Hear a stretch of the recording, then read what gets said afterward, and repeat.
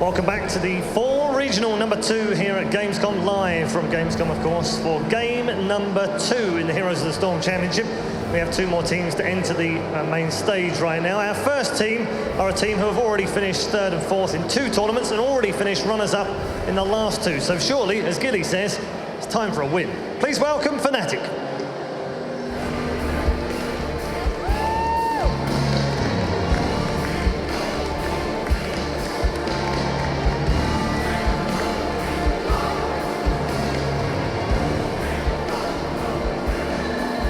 And they'll go head-to-head in their first game of Group A against a team who have been called, well, one of the players has been called the Mad Scientist for his drafts. Can he come up with something exotic in game number 2 of the day? Let's find out. 2Bs decided.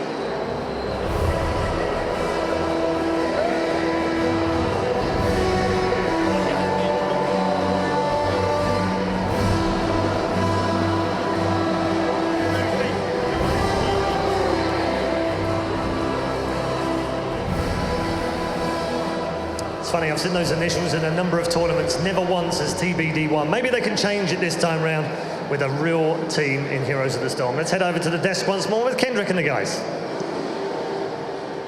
All right, thanks a lot, Red Eye, and we are getting ourselves ready for the second best of 3 of the day here at Gamescom Cologne. This is going to decide who's going to advance to the winners match against Team Dignitas, or who's going to drop down against ePunks in the lower half of the bracket. Guys, I'm being reinforced here by Dreadnought and Calder, so thank you very much for joining us at the panel. How excited are you to be? I mean, Calder, you already casted, so what's the tournament like for you so far? So far, it's actually like pretty good. I mean, Dignitas actually coming into the tournament saying like, yeah, we don't feel too well. And right now it looks like a bit of an understatement. They crushed the first match, so that wasn't too bad. But of course, we're all waiting to see them go up against teams like Fnatic. But for that to happen, Fnatic has to win their own match first. Absolutely, and I mean, Dreadnought, you've always been a fan of Fnatic. You say like some of their players really have an insane potential to make it to even a world stage and perform well there. Do you think the Fnatic is going to make it finally into that long estimated victory? I think so. I think today's performance in this next match might be kind of setting the pace for the rest of the tournament here. But yeah, I think they have a lot of potential overall, and I'm excited to see what they have. They have a very different approach to the game currently than it feels like the rest of the European scene, so much so other teams are picking up what they're doing, and I really like that about them. So hopefully we see a bit of a different taste to their play that we saw from Valencia. Yeah, definitely, and something we have to keep in mind, just in case you just tuned in and you don't really know what's going on here, we're not playing on the current Oriole patch that people can experience at home. Instead, we're going to take one step back and play on the Gul'dan patch. So here's like Oriole, not the game. Here's like Kel'Thas, still a high priority. We saw that in the last series as well, guys. Do you think that's actually affecting the teams a little bit because they didn't really get to practice on the older patch too much? Yeah, it's one of the things that when the patch comes out, you're pretty much like, well, what do we do now? We just kind of have to go with what we know, and what they know is actually really good. So, you know, the things that we see from Fnatic, I'm curious if they're going to have the changes or whether they're going to stick with what they do know, which is actually really good. And in the meta that we're playing on currently, I think that actually fits really well to what they want to do. And then, of course, we've got the other side, the 2Bs. Like, the selfish side of me wants Fnatic to win just so I can see Fnatic Dignitas. But at the same time, I think the fact that we have ADRD on the other side means that we might have a good match in game number 1, or in this set. And I know especially Calder has a very special relationship to ADRD. I mean, you've cast tons of his matches, and I know how much you're looking forward to these very special heroes that the Mad Scientist can come up with. It's going to be pretty cool. I mean, we've seen everything from the guy. Playing like a Medivh, they played like strategies where I looked at the draft, and any other team, I would have said, okay, this is horrible, like what just happened? And you know that ADR is in the team, and you just look at the draft and they're like, there's a plan somewhere there that I don't see. And then the match starts, and they completely annihilate the opponent. I'm like, all right, I get it. And I talked to Dignitas and also to Fnatic a bit about it, and they say, there's oftentimes these curveballs that ADRD throws, and quite often they actually miss, like it doesn't work out for them. But if they get their style in the game, oh boy, is it difficult to beat them. And I can't wait to see what they're going to do here. I mean, Fnatic, on the flip side, they definitely have a large hero pool. They know how to execute various comps very well. Lunara, for example, at DreamHack Valencia worked wonders for them. Do you think that they have what it takes to figure out what 2Bs are going for and to counter appropriately? I don't think they're going to go out of their way to counter it. Honestly, I feel like he said, with the curveballs missing, just let him throw it. What if he's going to miss that one? Like, when they miss the majority of them, let them play their game. We're going to play ours. We did very well with it in Valencia. Wait it out, see what they have, and if the curveball ends up landing, then you adapt later. You feel, Fnatic can't feel like they aren't the better team here. They know, they have the confidence. I would say, what is 2Bs going to throw at us, and we're going to just take it from there. And I mean, let's be honest, ever since they added Wubi in, he has also an influence on the draft right now. The drafting became stronger and stronger. We saw them in it with Valencia with their very own style. They brought back Tacita as a solo heal, and it worked wonders for them. And I can already promise you we're going to see very similar stuff. And they have a couple of new strategies as well, where I went into the scrims and I looked at it and I was just like, really? And it worked for them. It's just like fantastic to see that they just try new things. They are totally open to experimenting with drafts that you don't see from other teams. And it's their own style. It's a very aggressive stance. And especially with strategies like this Tacita solo, they just decide on point, okay, now we fight, and then they just collapse and go all in on a single split second. They don't play a poke game like other teams do. They have such a huge variety of strategies. It's going to be a fantastic game. And let's think back of the first regionals that took place at Valencia. Of course, the finals against Dignitas there was an insane series. And many people actually said that Fnatic shouldn't have lost the series. That really shows like how strong they really are. And they just need to focus a little bit more to finally get that first big title under their belt here. I mean, for what people didn't see from Valencia, I mean, you missed what could have been outside of, I think, the Summer Global Championship, the finals that we had. Yeah. That was one of the most exciting 5-game sets I've ever seen. Yeah. These guys were trading back and forth, and I think the fact, as you said, they could have easily won that. They had it right in their hands, and it was just one of the most epic battles. I think that's why they're one of the favorites to come in here. That fight, I still remember that fight on Dragonshire at the bot lane when Fnatic was poised to win, and they go into a bit of an awkward spot, and Kalthas just completely annihilates them. And they are just sitting there after the map, and they're saying like, what just happened? Why did we do that? We had it. This was ours to win. And it's just like, these teams going up against each other like over and over again in like different regionals is going to be fantastic. And with the groups as is, there's a pretty huge chance, by the way, that we're going to see the direct battle between My Insanity and Fnatic to secure a spot for BlizzCon. Would you say that nerves is probably one of the biggest weaknesses that Fnatic up to now still has, Dreadnought? I think so. Specifically when it comes to decision making, it shows at times that we've seen them get very far in a tournament into a situation where they know this is their breaking point, where they're going to finally get where they thought they've always deserved to be, but never really obtained, and it can break them in those late game. Usually around the 20-minute mark, they'll see kind of a bit of a hesitation, enough to sometimes lose the game. Usually it's lose enough to where they are suddenly on the back foot. But I hope now the results from Valencia are going to be enough to change that confidence level to where we no longer see that from them. I think we just saw Breeze there a minute ago. He's their main warrior player. He's also one of the youngest people, if not the youngest people or youngest person in the competitive scene altogether. But I almost feel like he has more confidence in his play, at least from a verbal standpoint, a vocal standpoint. He's very confident in what he does. And then, you know, we look at the opposite side of the 2Bs team.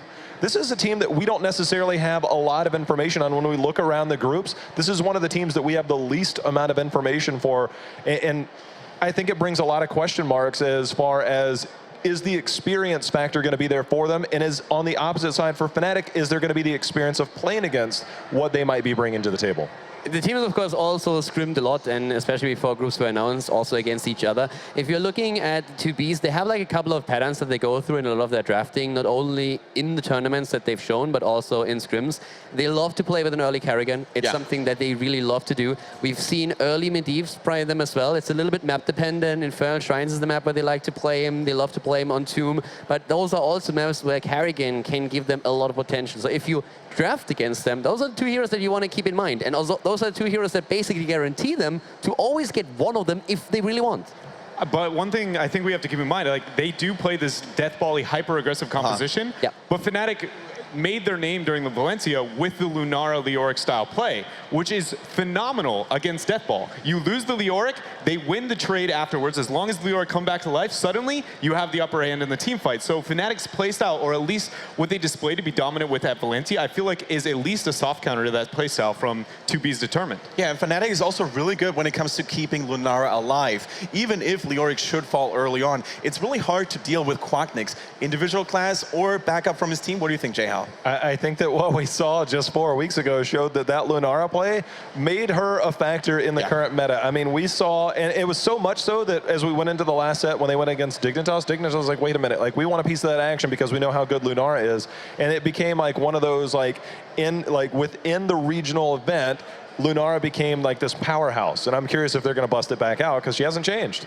When we talk about the Biza, on the other hand, we have also like players with a lot of experience in the competitive scene. Look at Blade, for example. He kind of made an impression in the European scene. Like I think it was at the beginning of the year when especially his false set play was absolutely exceptional, and people started to copy his build because he was just so strong. And these are players that might not have the offline experience of Fnatic, but they've definitely been in the scene for a long, long time, and they have what it takes on the mechanical side to take Fnatic on. And I mean, ADRD, although he's not currently playing for a major team, he used to play for Dignitas, for example, so he has accumulated a lot of offline experience in his past, and I'm sure that he can transfer that to his teammates as well and tell them what it feels like to play on a big stage like Gamescom. Yeah, I think he is a player who has a lot of experience in a lot of ways, like whether it be on LAN or just dealing with unique strategies, coming up with them himself obviously is a selling point when it comes to his playstyle. But I think all the way like back to like even G2, like the creative playstyle that he had, I feel like personally was one of the most impactful players on that roster back in the day. I think he can really adapt even when like, okay, these team fights aren't working for us, how can we open up a different win condition? And that's a very big thing to have. Right. I actually like what you just said, because that like willingness to adapt also is reflected when we're talking about the drafting.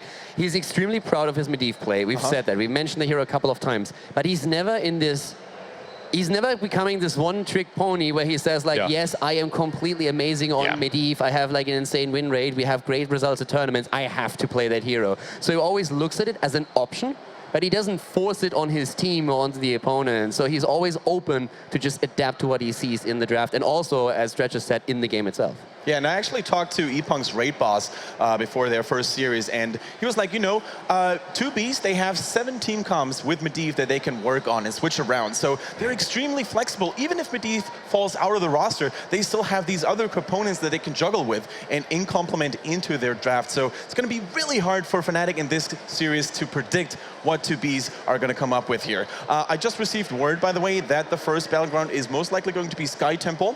So Sky Temple is a battleground that we haven't seen at all today. What would you characterize it like? What would you emphasize when playing on this battleground? I think generally you can look towards standard stuff, but the one thing I want to emphasize is Wubby on the side of Fnatic. Yes. He plays Zeratul. This is Zeratul's, what could be considered his best map, because he has the open area to work with the Void Prisons, to be able to isolate. As we were talking about, Dread said they like to isolate a hero and collapse on them, and I think Zeratul allows a team to do just that. So I'm kind of curious if that's going to be, it falls different than the traditional play the map, play the objective style when you go with somebody like Zeratul. So when I look at a side, or on Fnatic's side, I think that's one thing you've got to be very fearful of. You agree on that, Calder? Yeah, Fnatic is definitely a team that currently plays very aggressive. They love their double warrior. They usually take one main warrior and then have someone that has a lot of utility, like a Leoric and a Nubarak, for example, fill that role quite nicely for them.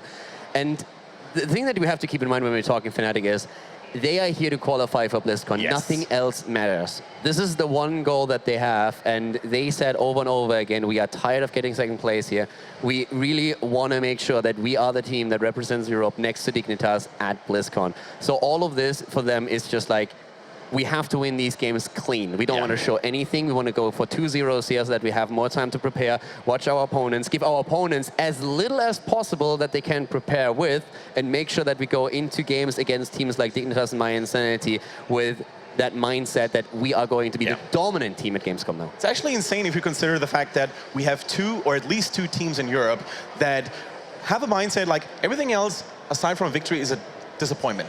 Misfits, for example, Fnatic. These 2 teams are here to take the victory of this tournament and finally secure their spot for BlizzCon. It's actually a really fun dynamic, because in Europe we have 3 top teams. We have a couple of teams that can cause an upset, but it's these 3 teams that mainly battle for the 2 spots. So it's absolutely fantastic to see you can make that happen. It's really enjoyable. And of course, sorry, Drenna, but we have waited long enough. We're now starting to get ready for the second best of 3 here on this Group A day between Fnatic and 2Bs.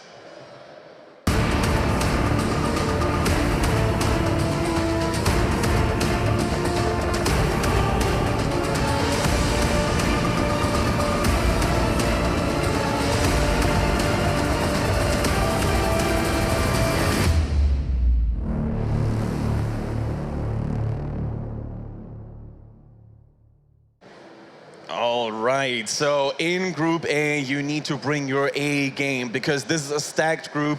We have Fnatic in there, we have Dignitas in there, and Fnatic, as we pointed out, guys, is a hungry team. They want to win the whole thing. So for 2Bs, it's going to be a big obstacle to overcome. Yeah, but they are very determined to make sure that they can that they show their skills here. Someone had to do it. Eventually, someone had to do it. All right. I'm just taking the pressure off. Right. So as we pointed out, guys, Sky Temple is going to be our first battleground of this second series of the day. And would you say that global mobility is a key factor to look out for in those bans, Strat? It's not only that. I think the heroes specifically for Fnatic that they've shown to enjoy is Falstad and Zagara. And it's a very good map for both these heroes. Fnatic was one of the only teams that have really felt like they had high prioritization on her before, where it feels like the meta has definitely shifted towards higher value over her overall. So I think we can see some prioritization out of one of the two teams when it comes to it. Tyrael ban for Fnatic is not surprising. It's against 2B's determined the hyper-aggressive Kerrigan Tyrael comp. So I like that ban coming out from them, but it does, again, leave that Zac. Especially since 2Bs are not really afraid to just like replace that Kerrigan if she's banned out with another strong melee assassin. That is the perfect ban right now. You already take a little bit of that aggression away and you make sure that it's more difficult for them to really get their momentum going for them, which they usually rely upon in these fights. Definitely. And it goes against everything that they're going to try and accomplish with 2B's determined, especially on this map. I think taking away the Tyrael was like the perfect ban. It shows that Fnatic has definitely been studying. You know, it's kind of interesting. I think that what we're going to see coming out from 2B's determined, I feel like they're going to be reactionary towards what Fnatic goes with. And obviously first pick is a good way to start off, but I feel like Fnatic, because their hero pools are so diverse in what they're able to pull off, Zag obviously being the first pick here, I love the Zag pick first. It takes away from what Fnatic likes to run as well, but are we going to see, Dread, you know, I had this discussion, EU Li Ming, it's not the prettiest numbers at all. But Kael'thas for Fnatic was really good. Yeah, it is. It's a weird prioritization, or like anomaly kind of statistically when it comes to Li Ming, and I think it has to do with the double warrior. But speaking of a warrior, Fnatic going with a very early Arthas and then a Sylvanas. The Sylv is a little bit of pulling away from 2Bs because it feels like they do display quite a bit of play on her. But with Zagara already picked up, I don't feel... Sylv Zag is usually not too bold of a strategy unless you're going to run like a 2-1-2, which you almost never see. And an early Jaina. Jaina is something. Were they watching last game? We talked about it on during breakfast, actually. We are going to see Jaina a lot here. Yes. So Jaina is a constant in European meta right now, and she's especially played in scrims a lot. We already saw her earlier by Dignitas. We will see it for a lot more teams. She's definitely back, and she is taking over that role. Now, she comes back with that burst roll. And I mean, look at this lineup. What does that remind you of? That's basically like what we had at the beginning of the year. There's a Muradin for the stun, in comes your Blizzard, and even that Zagara with the Maw can cause that setup that allows Jaina to get the Ring of Frost in and drop that Blizzard on top of it. And what do you think are like the most important changes to Jaina that makes her finally viable again? Just in case we have players out there who want to sort of imitate the draft here and play Jaina for themselves. Well, she's always been viable because of her damage output and kill potential throughout the entire game. Her survivability struggles a bit for now, but it's the wave clear that she provides is very, very good. But then also, specifically, the melee-heavy compositions that we see in EU, she thrives against, especially ones that can actually be blown up. A new Barak's going to have the dampen magic, but Arthas is a dream target. He's going to pop Army, and you proceed to eliminate not only Army, but pretty much Arthas as well. Just one combo. And I mean, this Anubarak is exactly what I talked about a bit earlier, that they love to play either with a Leoric or with an Anubarak here, and that's what they're currently doing here. They have Arthas as their main tank already. They have strong heals here, good wave clear already. And let's keep in mind that with Sylvanas picked away, it's also a hero that the Bees relied upon in the past when they want to build up that momentum during fights. And now we see that switch over where they actually decide to play a bit of a different style than what they've shown in the qualifier, for example. Yeah, and they do end up blocking in the Toronto. It's a very common pick for 2B's determined. Usually not on Sky, but you got a point? Yeah, well, they love to play it on Battlefield in particular. Yes, but I'm really curious to see if they actually add a second support. They love to play the Tyrande solo, and when they do... What about Medivh here, guys? I mean, that's what 2B's is known for. They could do it, but it's like... AD Artie is actually the one that plays a lot of their Tyrande. Not all the time, but he's like one of their main Tyrande players. Are you for real right now? Adam. I said yesterday I want to see Butcher this weekend, and I'm getting my wish. I didn't think it'd be this soon, honestly. I didn't either. Wow. Fnatic, the Greymane ban on the side of 2Bs, I think was brilliant, first off. But we talked about weird, crazy drafts going to be coming out from 2Bs. Tyrande, Butcher, I mean, is that the ultimate, like, just stun lock? I mean, think of it. You get the Stormbolt in, you get the follow-up from Tyrande, the charge comes in from Butcher, and all the while you're just raining down Blizzard. with Jaina. Are they looking to lock somebody down? I hope 2Bs are aware of the fact that the Ultralist Butcher skin is not in the game yet, so... Like right now, it's actually so funny to me because I talked to them yesterday and I talked about crazy drafts and I'll be like, come on guys, how crazy are you gonna go? Are you gonna go Butcher? And they looked at me really weird and now I know why. They looked at me like, how do you know? And actually I didn't, so yeah, I like that. No, but let's get actually serious about this Butcher pick. Do you think that Fnatic, on the flip side, has what it takes to counter a Butcher? What does Butcher struggle against these days? Cleanse. Yep. Yeah, I mean that's the start of the problems here. Gosh, go ahead. I mean, right now, of course, what 2B is determined are going to try and go for as blow-up targets. They have a Butcher, they have a Jaina, they have a Tyrande. So they're basically trying to lock onto a target, they get the stuns in, and they just like burst the target away. The problem that they have with it is, first of all, the cleanse. That's going to be a bit tricky to deal with. There's going to be the Ancestral, and on 13, we're going to see Earth Shield to just keep the target alive for a bit longer. And that's basically what most of this game is going to be about. Will the Beast be able to burst the target away, yes or no? Very interesting. The cleanse is going to be the main thing. The one thing I'm curious about, are they going to go Furnace Blast? If we see the follow-up Maw into the Ring of Frost, you can only cleanse out one target. Are they going to try and isolate the front line? Or are they going to try and blow somebody up? I feel like there's so much blow-up potential that's all going to hinge on cleansing. Yeah. That's the #1 factor on the side, because if you get the lockdown between Butcher, Bird, and Tyrande, and you're raining down Blizzard, and you're getting slows there, somebody's not getting out alive. If you're trying to counterplay the cleanse, I wouldn't mind Lamb to the Slaughter, because you can't cleanse out everything. You have to make a choice. Do you cleanse the actually onslaught and the stun afterwards? Do you cleanse the Lamb to the Slaughter? Do you cleanse the Tyrande stun? Of course, they're trying to chain them, no doubt about it. But if they play their cards right here, there's only one cleanse available, and it's a 60-second cooldown. So. And another major point that beyond the they need to force the cooldown on cleanse. That's going to be the most important thing here. But I think the reason I like Lamb far more than I like Infernal is obviously it's less one-trick pony-esque. You aren't that all-in force style. But then also having the ability to force, what that's going to do by hitting Lamb, everyone's going to funnel, which can provide room for Maw. One of the biggest options for Maw is when they have to panic and worry about the front line getting too far out, it's going to get the CC and possibly move in. It is one of the maps where Nidus is more convincing. Actually, I said that backwards. That was my bad. Zag's on the side of Sky. So never mind. I can't think of. I'm so torn on this composition. My biggest fear here is that the backline is going to die to a Nubarak. I think Tyrande solo heals is not going to be enough. And yeah, the Zag coming in with the Butcher, I'm afraid. That's a point that I wanted to talk about as well, Dreadnought. I mean, Tyrande as a solo support, is she going to be enough to keep someone like a Butcher alive? Are we even going to see a Shadowstalk? I'm not entirely sure, Calder. Me neither, because they really like to play Tyrande even without going into a lot of support talents. Like, one of the things that ADRD in particular does is he oftentimes on level 1, for example, doesn't even go into an owl build. He goes for the mana reduction on his heal. And I asked him, and I was just like, why exactly do you do this? This feels so weird. Everyone else just like goes for cooldown reduction either on the trade or with the owl. And he just said, I think all other talents suck. And he was just like, I don't like them. I don't think it does anything. He says, like, cooldown reduction on the trade, I don't need it. I use it in the fight once anyways and not twice. So he just explained to me that all the other talents, in his opinion, don't do anything towards his style. So he says, like, if I don't have to because we pick the comp, then I always go for just the mana reduction because it keeps me alive a bit longer. It's mainly something they do on Battlefield of Eternity because it's a bit of a different style. But this is actually something that could happen here too. So, Dread, former professional support player, what is your take on that? Dread is looking at this, he says, like, Europe, what are you doing? It's weird because Tyrande typically excels in those all-in style compositions, and then you've got Lamb and you have Zag on your team as well, and it puts you in a very weird position to where Jaina is going to be able to deal with the Nubarak. You have that kind of all-in potential and force, and maybe you'll be able to be successful in the team fights. It's just, I'm trying to figure out how they approach team fights here, right? Like, obviously you have the very straightforward engage, but it's like if they open with the Lamb onto a single target, everybody moves in to try to make something happen, and then I think they have to worry about the backline. My only fear is, like, when they engage, if it is not pretty, the counter engage on their opponent's side is colossal. There's also something that we haven't even mentioned yet. We have a Nubarak here that can go Cocoon.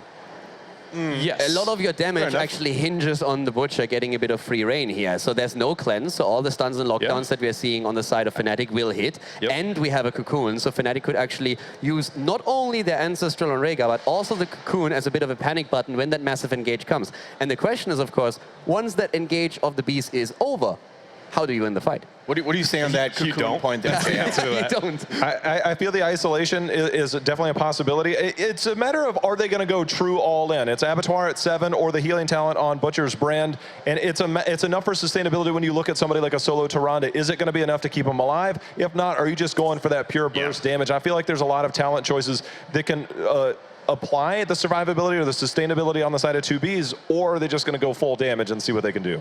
What do you think about other regions here if you compare this draft, especially that Butcher pick, to regions like NA? Do we have anything like that, or is Europe just going mental here in this draft? I want to say that Europe's going mental. We don't have it in North America, I can tell you that much. Okay, I I have to actually like defend us for just a moment.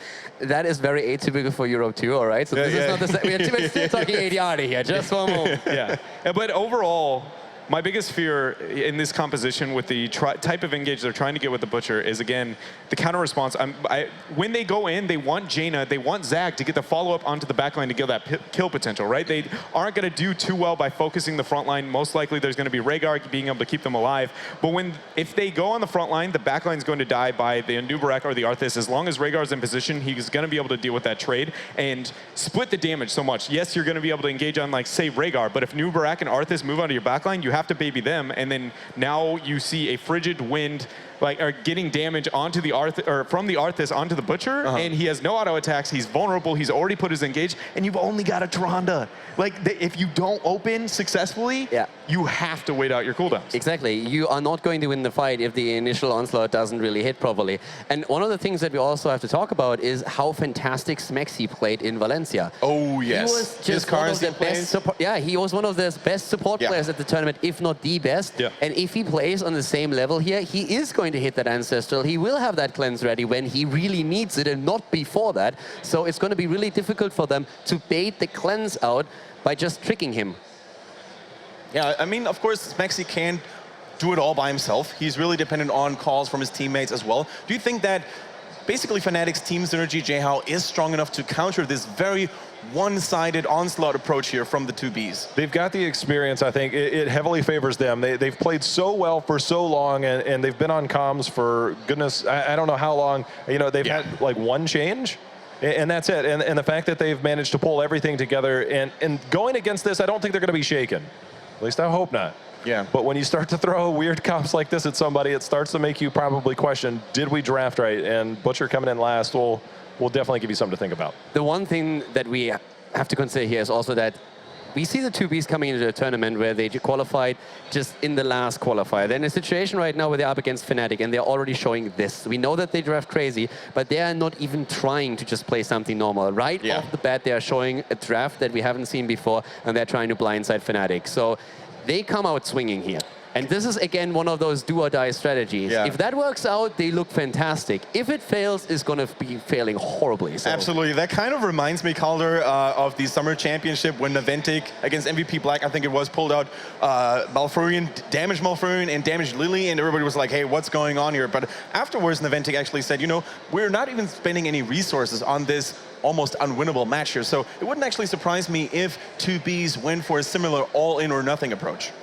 This is a much different approach than survivability. It's just, we're going to see if we can throw down the damage and if we can blow side. Because the thing is, if you can get one pick, it can heavily turn things into your favor. The problem with Butcher is after his initial burst, that Butcher's brand is going to be on cooldown for a little bit. Where does he survive? Where does he be able to stay on that front line? Or do they pull off after that pick? And I think it's going to be a really tricky moment. If they get the pick, do they stay in the fight? And do they continue to go? And it's going to depend, I think, on talent choices. About Arthas, real quick, guys. We mentioned that Jaina is ever so good and efficient against Arthas, being able to sort of blow up multiple ghouls at the same time. Do you think we're going to see Zundragosa? I don't think so. I think they already have Syl. We should be fine like without it. The only reason maybe would be for like an engaged force. I think the survivability is what they'll heavily focus on. For right now, I feel like if 2Bs doesn't have a level and a half lead by the third shrine phase, I feel like their composition does not do well as the game's going to be moving on to the back half here. Fnatic has a very well-rounded composition. It has insane counter-engage, kill potential on the back line if it's not babied. And you know Butcher doesn't want to be sitting there trying to whack onto the front line, so We'll have to see. He's got to have insane flanks, and he also, Butcher is their best shrine controller. Like, a lot of people don't think about that too much on Sky Temple, but it's like, who can get on the shrine and not be like totally babied? You have Murden, and then you've got Butcher, and that's about it. And those are two people that have to be a part of that kill combo that they presented for the first half of the game, which means those rotations are going to be pretty obvious. And I don't know. I guess they could bait with the Zag, but overall, I feel like 2Bs has built a one-way composition, and I think it's going to go against them. Right. By the way, guys, we have to apologize for the delay here. There's still a little bit of technical difficulties going. But to keep you guys entertained while we're waiting for both teams to get ready, we're now going to show a little bit of a video here for 2Bs and see how they prepared for this tournament. 2B's Determined is one of the wildcards of the Heroes of the Storm tournament at Gamescom. During the second regional qualifier, the Bees were able to dominate the competition with their strong mechanical play and team compositions and win their ticket to Gamescom. The team around the mad scientist ADRD is known for their aggressive drafting and playstyle and will punish anyone who underestimates them. With out-of-the-box thinking, 2B's Determined is always good for a surprise and able to blindside an opponent with their strong pocket strategies.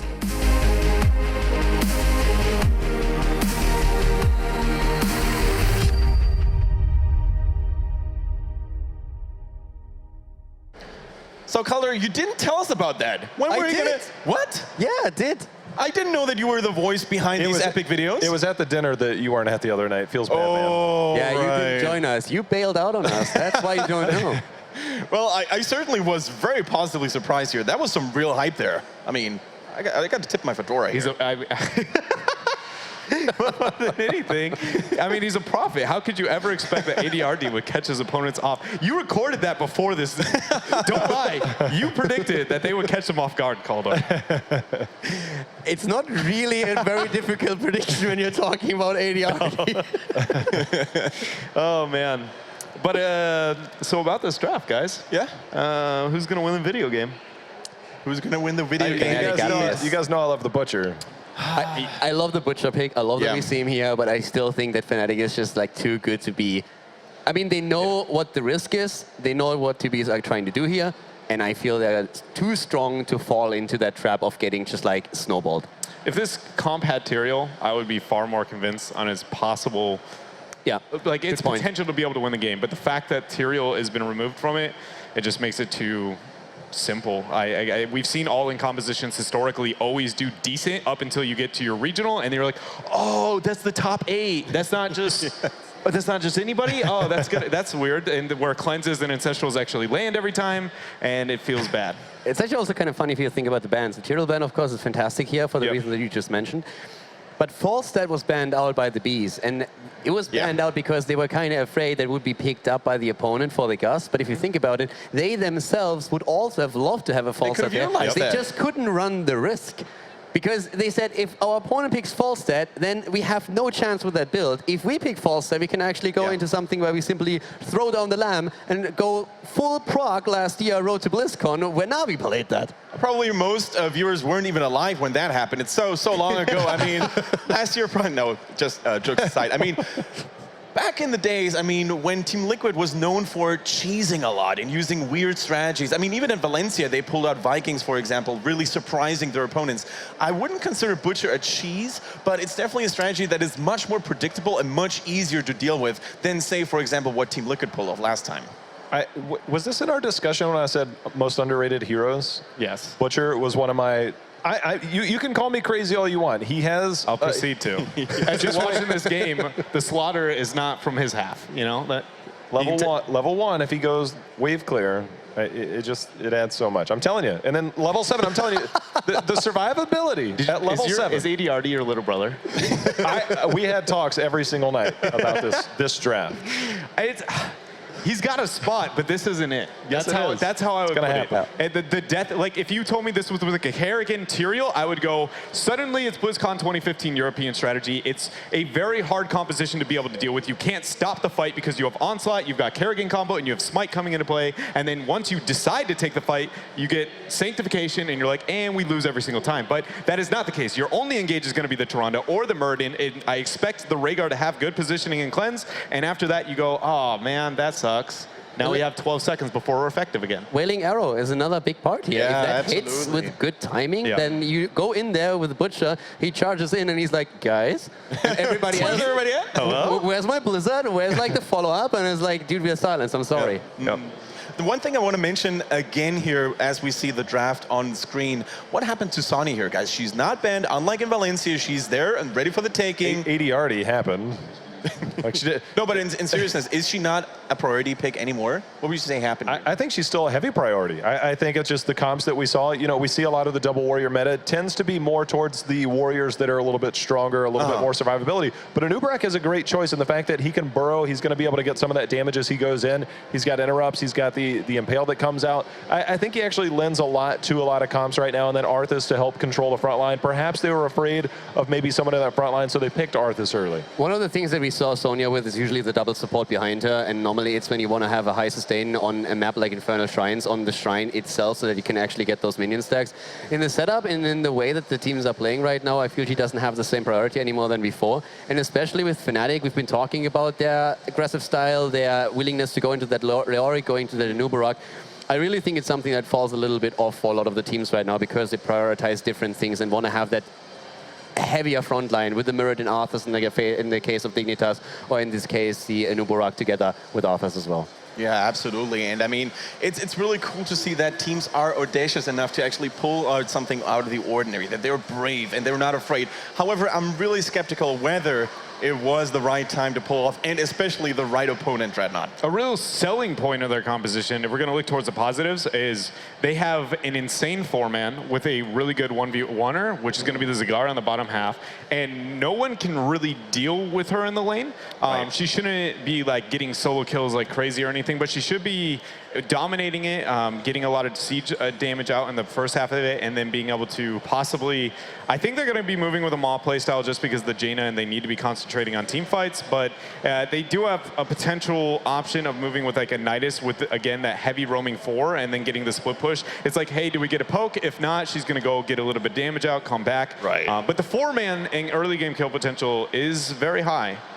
We just saw the upcoming Battlegrounds as well once this first map is over. I think the second one was Infernal Shrine. So even if this game should go wrong for either side, they can fall back to a very neutral and very much played Battleground like Infernal Shrines, right? Do you think that's actually something we can expect from 2Bs, for example, if this first game doesn't work out for them, that they're going to fall back to ordinary drafting, or do you think they're going to go crazy for the entire series? Like, AD doesn't have ordinary drafting. That doesn't exist with him. So there's like a lot of potential for us seeing a Medivh on Infernal Shrines. We could even see, as Geo just said, like a potential Cho'Gall. AD is one of the players that drafted that a lot. I don't really think that necessarily they're going to go into that, but they definitely have a couple of priority picks that other teams don't have in that case. Kerrigan is strong for them, Medivh is strong for them. We've been talking about it. And Infernal is a map where they're much more comfortable playing this. Okay, so guys, I think we are slowly but surely approaching the end of the tunnel here. Teams are getting ready, but before we kick things off, we're going to take a look at the equivalent to 2B's video. We want to hear Kaldor once more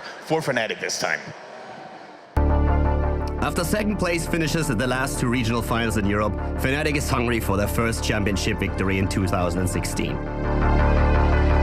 The addition of Whoopi completed the all-Swedish lineup, and the team showed constant improvements ever since. Strong shot calling, discipline, and the ability to collapse onto enemy heroes within the blink of an eye are Fnatic's biggest strengths.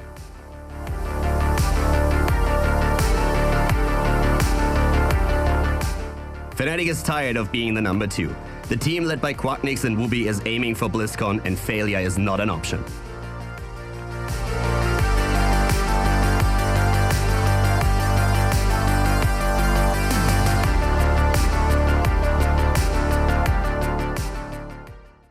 That was amazing. I mean, you pretty much summed up Fnatic's strengths very well there. Determination, focus, experience, synergy. I mean, who's going to stop that team? Only themselves, question mark? Yeah. Themselves. Themselves? I think that's a good way to look at it. I want to see the showdown between them and Mind Sanity. That's really what I'm looking for in this Misfits? tournament. I want to see that happen. It could be happening in a semifinal. It could be even happening in a potential final there. Yep. Of course, we're always like at this point assuming that there's no massive upsets, and there are actually big teams that can cause these upsets. 2B's tournament is one of them. But I'm really looking forward to that potential match happening again because both of them are the huge favorites to secure that second spot. Absolutely. I mean, you mentioned Misfits. They are here to prove that they still have what it takes to be considered one of the best teams in the world. Just think back of their performance at the Summer Globals. I mean, they really were a little bit of a challenge even for Korean teams. They even took a map off MVP Black back then. But I bring good news to you guys. The teams are getting ready. So one last time, which team do you think is going to have the superior draft? Which team is going to take game number 1 in this series? Fnatic. I think Fnatic is too strong. As much as I think Fnatic is like 99% sure, I'm putting all of my faith into the Butcher. The 1%. all of 1% is going to the Butcher. Dr. Dread being very generous today. I like that 1% chance. All right. And you know what, guys? Our casters are eagerly awaiting their call, and it's going to be none other than Kalaris and Gilly to bring this second series between 2Bs and Fnatic to you.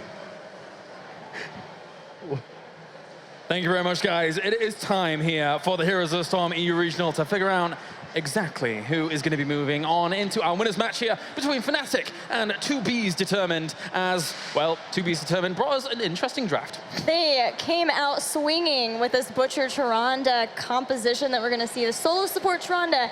They said it at the desk, I'm a little bit worried about how Butcher's going to bail out of trouble if he doesn't get the pick, but if they can find that and they have a lot of options to do it, should be a good time. Yeah, it's kind of like they watched Chinese meta from around 8, 9, 10 months ago and then decided, let's do something weird like that, but very aggressive, of course. Let's see, as we're about to get into game number 1 between these two teams. But for Fnatic, they are in a position where they could legitimately claim themselves a spot at BlizzCon throughout this tournament if they're to do well. So this is a prelude, basically, to see if they're going to have that momentum going forwards. Yeah, they do have to not underestimate their opponents for sure, because anything goes with a team like 2Bs. So we'll see how this will set the stage for them, for Fnatic, going into the rest of this tournament. I had high hopes for 2Bs actually coming into this tournament as well, but they find themselves in such a difficult group. Oh, yeah. A very difficult group. They have Flare, they have a lot of options up their sleeve, as you can well see here. As to the right-hand side, we will have 2Bs Determined, with Nasty playing Jaina, Bad Benny will be on Muradin, ADRD on Zagara, Blade will be playing the Butcher, and Curson is on Tyrande. And for Fnatic, we've got Smexy playing Rhaegar, Breeze on Arthas, Quacknix playing Sylvanas, Schwimpy playing Li Ming, and rounding it out, Wubby will be playing a Nubarak. All right, let's get into game number 1 then on Sky Temple to find out who is going to be moving on here into the winners match for Group A. As already to the right-hand side here with 2Bs Determined. The Butcher is something that we're going to be keeping an eye on here. They're just looking for absolute blow-up with this. If they don't get a kill early on in a team fight, it's going to be extremely difficult for them. Yeah, the idea will be his Ruthless Onslaught going in. They have Hunter's Mark to throw down and make them take double the damage. They can, of course, put the Butcher's brand down too to allow him to start making sure he's already healing up when taking damage. But the Jaina will be so crucial there too to help get that first kill. Yep. And of course, Muradin to be able to help lock them down. Just having Wubby here pause for a moment whilst we get into the start of this game. But I say every single time I cast Fnatic, Wubby for me is one of my all-stars. Even when he was on previously on Dignitas, I liked his play, I liked his flair. Didn't quite get on with the team in terms of the synergy that they wanted to, but then moving on to Fnatic, he's completed that roster. Like, there was a void, I want to say, before, and with now the all-Swedish lineup, he has absolutely completed it. Oh yes, his play is phenomenal, and being able to add him to the front line for the team, the flexibility that he has to play melee assassins and play them well, his Thrall being really good, but then also this double warrior style has really worked out for them. You saw it in Valencia, so strong, to the point that Dignitas even said, we had to take Leoric away from Wubby. He was too dang strong on that hero. And you see a lot of it still in scrims and potentially in this tournament here. We will see it. They know that double warrior going up against double warrior, if there is a Leoric on the side of Fnatic, can be a pain in the bum to deal with for sure. As ADRD gonna have to face off again 3 for now. They definitely don't want to let Zagara have any room down there for now. Oh, definitely not. And that is Sylvanas down there too. So potentially we're gonna see the rotation come in from Muradin and Butcher, maybe looking for that first gank of the game. to come in. Looking at the heroes who will be maybe the target for that Butcher jumping in, what are you thinking? Because Sylvanas, of course, if you can get her and stun her out of being able to get away from Haunting, or with Haunting Wave, maybe an option there. Li Ming, though, she has teleport, probably going to go into the Calamity style build too. Yeah. It not only helps out with wave clear, but once you get Illusionist, you get more range on that. That's going to be key in getting away. Exactly. If you're going up against two warriors, it is difficult for the Butcher to actually find a target. They may try and target a warrior, which with Hunter's Mark and the potential of Jaina in the right position and Zagara especially in the right position, because it's a little bit more difficult for her to follow it with Burst, is a possibility. But it's interesting that we're seeing, starting off here with the talents as well, Invigoration at level 1 for Blade here. So that actually just halves the cost of the hamstring if it's actually to be able to hit someone, and reduces it by 1 second. Usually the modern day Butcher, we don't see it much in tournaments at all, is when you actually go for extra meat at level 1 Top with meat. kill. Yeah, so that can be something that is normal, but it's interesting where he's going to be going with his full build. Looking on the other side too, Arthas is picking up block, of course going to be crucial to help out against the Butcher. But now looking again at their composition, maybe Rhaegar will be the target too for Butcher if Spexy gets a little too far forward. Can't cleanse yourself out of all of those stuns. Yourself either. Absolutely. So yeah, that could definitely be a good target, and then maybe they can just outwin the sustain war because, well, when you've got Tyrande on your side and you're going up against no healer that hasn't done anything, maybe it's the right way. Yeah, that's maybe it. We'll see as he starts going for it. But the first temple phase has started, and Fnatic are controlling the one in the middle. I thought maybe we would see 2Bs trying to fight a little bit more. They might try to slow this down, putting Bad Bunny on to slow down these shots while Butcher picks up the rest of the top, and then rotating in and trying to get that first kill, since they know that with Tyrande and Jaina, they have very good damage in the early game. They don't want to delay these shrines out for too long, though. Sylvanas, for all intents and purposes, was considered a good solo laner, but when she's going up against Zagara, and especially new Zagara, it's not easy. So you can see how quickly she's able to rapidly power through this. So Fnatic want to get back to shutting down Zagara fast. Yeah, and those ranged minions, which are being improved by Infest, are only going to do more. But Curson goes down. That'll be first blood for Fnatic, and that only makes it even less scary now for potentially getting ganked in this first temple phase. Yeah, they can just kind of now clean this out very quickly, and even Sylvanas hasn't done too bad to push against with the wave extra that's come along to help out down there. So what do we have at level 4 for Butcher as well? Unrelenting Pursuit, so getting the Ruthless Onslaught cooldown, 33% less when you're actually able to hit it with impact, have an impact on it. So definitely, you know, good for prolonged fights, but oftentimes you see Butcher just get blown up after the first one, so gonna have to play it safe. Yeah, well, the Butcher is definitely cooldown dependent, so if he can make those be up faster, then he can get back into the fight and try to look for that second kill after getting it first, or be able to throw more damage down if they're trying to focus on a warrior. All right, so Bad Bunny just trying to stall out towards the mid, and it will be easy camp towards the bottom. Ideally, they would love to try and get a wall down towards the bottom to, well, kind of even things up a little bit against the Zagara, and then from that point on, you really want to look for wells, and that's what Fnatic's doing here. They're putting on so much pressure in anticipation for the second temple phase. Right, they've got the Giants behind them too, so they can try to protect them for as long as they can, but Butcher up in the top is bringing down the 4 up there, and that will help 2Bs catch up in the experience as they are slightly lagging behind. Level 7 talents being picked up for Fnatic, and they're continuing this very strong push. Not doing too bad. Curson coming in from the right-hand side, though. Butcher's still up towards the top, so it's a 4-on-4 at the moment, and Butcher will move away from Arthas for now. An attempt at a Stormbolt from Bad Bunny, but does miss. At least they save one tower, or a little bit during that fight. They've fort on the top down for Fnatic. They haven't picked up their bruisers yet, so they can start to rotate up to that, and I think that's probably what we're seeing them go to, as are 2Bs to grabbing their bruisers. Looking at level 7, something that Wubby I've seen do a lot on a new Barak is get Shed Exoskeleton, which once he uses Carapace gives him more movement speed, a little more mobility in those team fights too, to try to get away or get into the right positioning. A lot of times, especially in North America, we see more of the abilities damage reducing the cooldowns. You have that up more often, you're a little tankier, but I've seen Wubby really like it. Yeah. Yeah. Well, for now, and at the same time, it's Abattoir at level 7 for Blade, which is kind of a little bit more extra meat on yourself. Instead of 25, you can boost up to 35. So there's the potential that there's some good synergies with talents later on down the line for Butcher, but it does give himself a little bit more power once he is fully stacked. So he walks onto the Shrine and actually looking for Li Ming, unstoppable, gets cleansed out of that, and a lot of power on towards Nasty, trying to charge on against Wubby, but they're going to take a lot of damage here. Oh, the slows from Wubby so good. They got 2 kills just at the start of this temple phase, and that's perfect timing for Fnatic, getting ahead in experience, but importantly in bodies for this fight around this temple. They're going to have to be so careful about these engagements at TBD, because, I mean, if a Butcher is having to charge in as one of your members is dying to try and stop a death instead of trying to go aggressive yourself, Fnatic is almost flipping the compositions on their head with how they played that situation out just then. Yeah, they want to be looking for somebody to step just slightly out of position and then go in with the Butcher, and the full force of everyone from 2B is determined as well. That name is going to cause me so much trouble here. That's why I'm calling them TBD, man. TBD, I'm going to do that too. I'm following your lead. It'll work. So Fnatic knows that they just leave one to the bottom. Yeah, Nubarak, he's actually one of the best people to leave down at that temple because he has Burrow Charge, easily able to get out if TBD are able to get away. It's hard to even say TBD just then.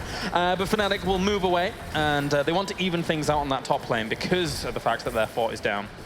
Now with Kirsten being the solo support as Tyrande, we're having more of the old school Empower build.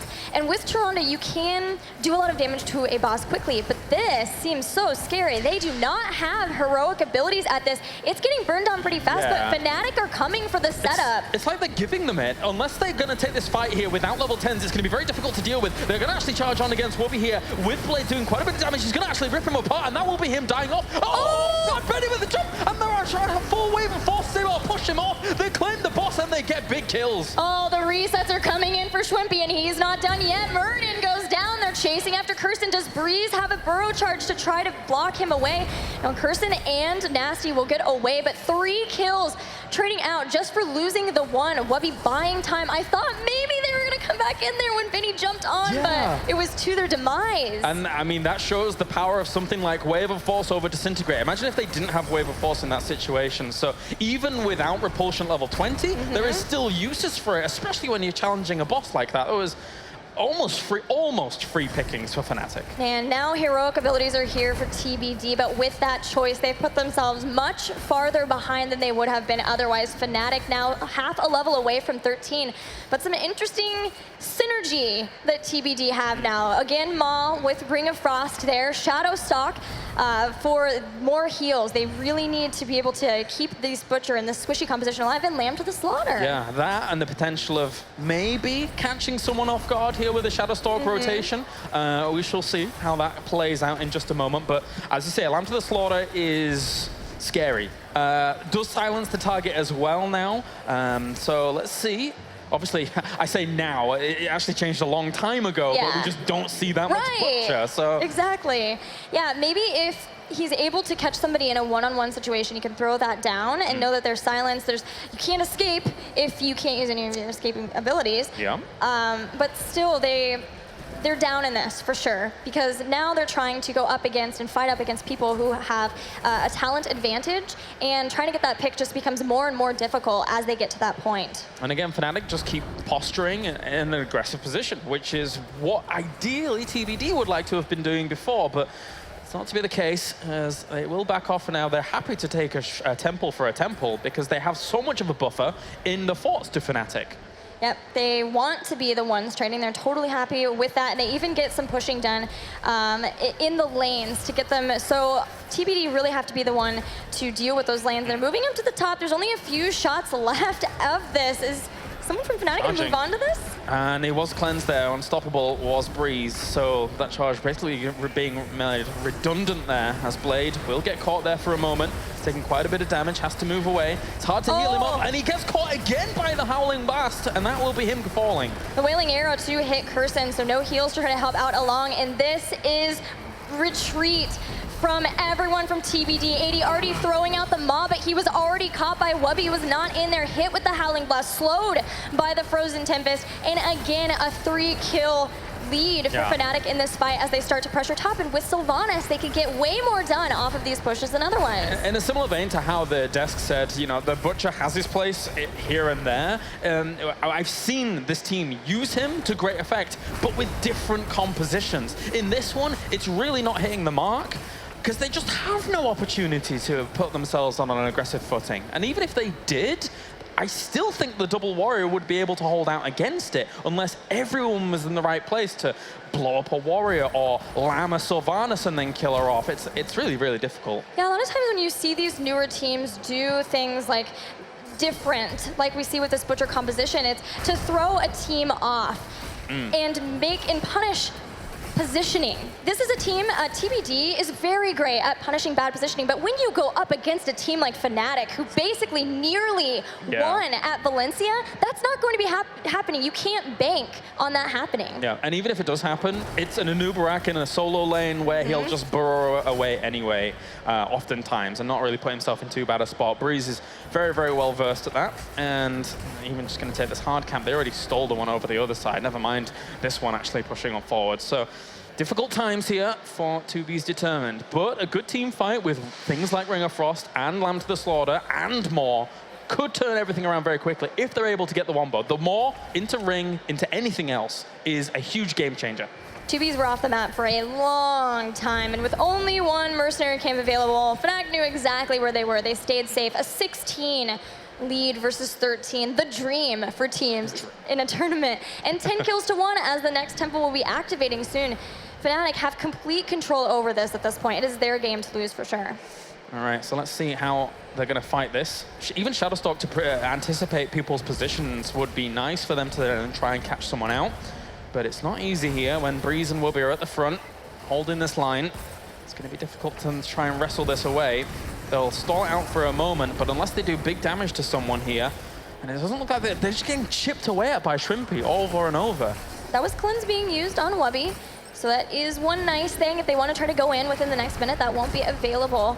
But still, Blade watching for it, getting kind of aggressive, hoping that he can maybe jump on Shrimpy, but claiming the watchtower again. It's very, very important just above this temple. Need to make sure you know every single angle. Charging on against Shrimpy does blink away, and it's not easy to actually get onto. Oh, and that's left Bad Bunny in a difficult position with Blade all the way off to the side. There is a Ring of Frost. Ancestral Healing keeps Anubarak alive, and Wubby with the Army of the Dead doing so, staying strong. And everyone from TBD again having to move away. Nasty getting chased down by Breeze. Blade caught with the slows. Oh. So many slows from Wubby, and the is going to miss. It does at least zone people away, but it still won't save the Butcher. And everyone's so low. Nasty managed to get away with like 60 health there at that point, but I mean, they should have lost 4. They should have lost 4 in that. They only lost 1, so a good scramble and move away for to buy a little bit of time with the Butcher, but the synergy wasn't there. Even an attempt at a wave of force on towards ADRD manages to move away though. Oh, Shwimpy gets blown up by a blizzard though, and that's a nice little bit of comeback experience. Trying to go for more, and Fnatic wanted to bring down this keep, but somehow it has barely stayed alive. There are giants here. Bad Bunny for the chase. Quacknix jumping away to his Haunting Wave, and there are still some shots left. They wanted to try to go for that push, knowing that the Butcher was down, because these shots wouldn't take down that bottom keep, but somehow TBD staying in this. Yeah, somehow, some way, and obviously it's so important to keep all their keeps alive, especially with how minions are. They will cause you a lot of problems in those lanes if one of your keeps does end up falling now, because they just do so much damage and then allow the catapults to get on towards those cores. But at least they've got themselves the level 16s coming in, and now Butcher attacks very fast with Blood Frenzy when he has meat. Yeah, he has Blood Frenzy, and also he picked up Savage Charge. So Ruthless Onslaught dealing bonus damage to heroes equal to 10% of the maximum health. It could help them try to burst down a warrior if that is their only option, because of that extra damage, looking for somebody with a high health. This build from the Butcher is very, very similar to how Navi used to run it back back in EU Prague. So it's interesting to see that they're using this one, because it's not exactly the most common of, you know, when I was mentioning before about the extra meat at level 1, etc. It's not the most common build here, but let's see if they can make use of it. There's still a bit of opportunity for them. Fnatic are watching for this boss. They want to get this. That keep for TBD is so low, and if they can get that, even a couple kills off of the defense from TBD, that would be enough to secure this game number 1.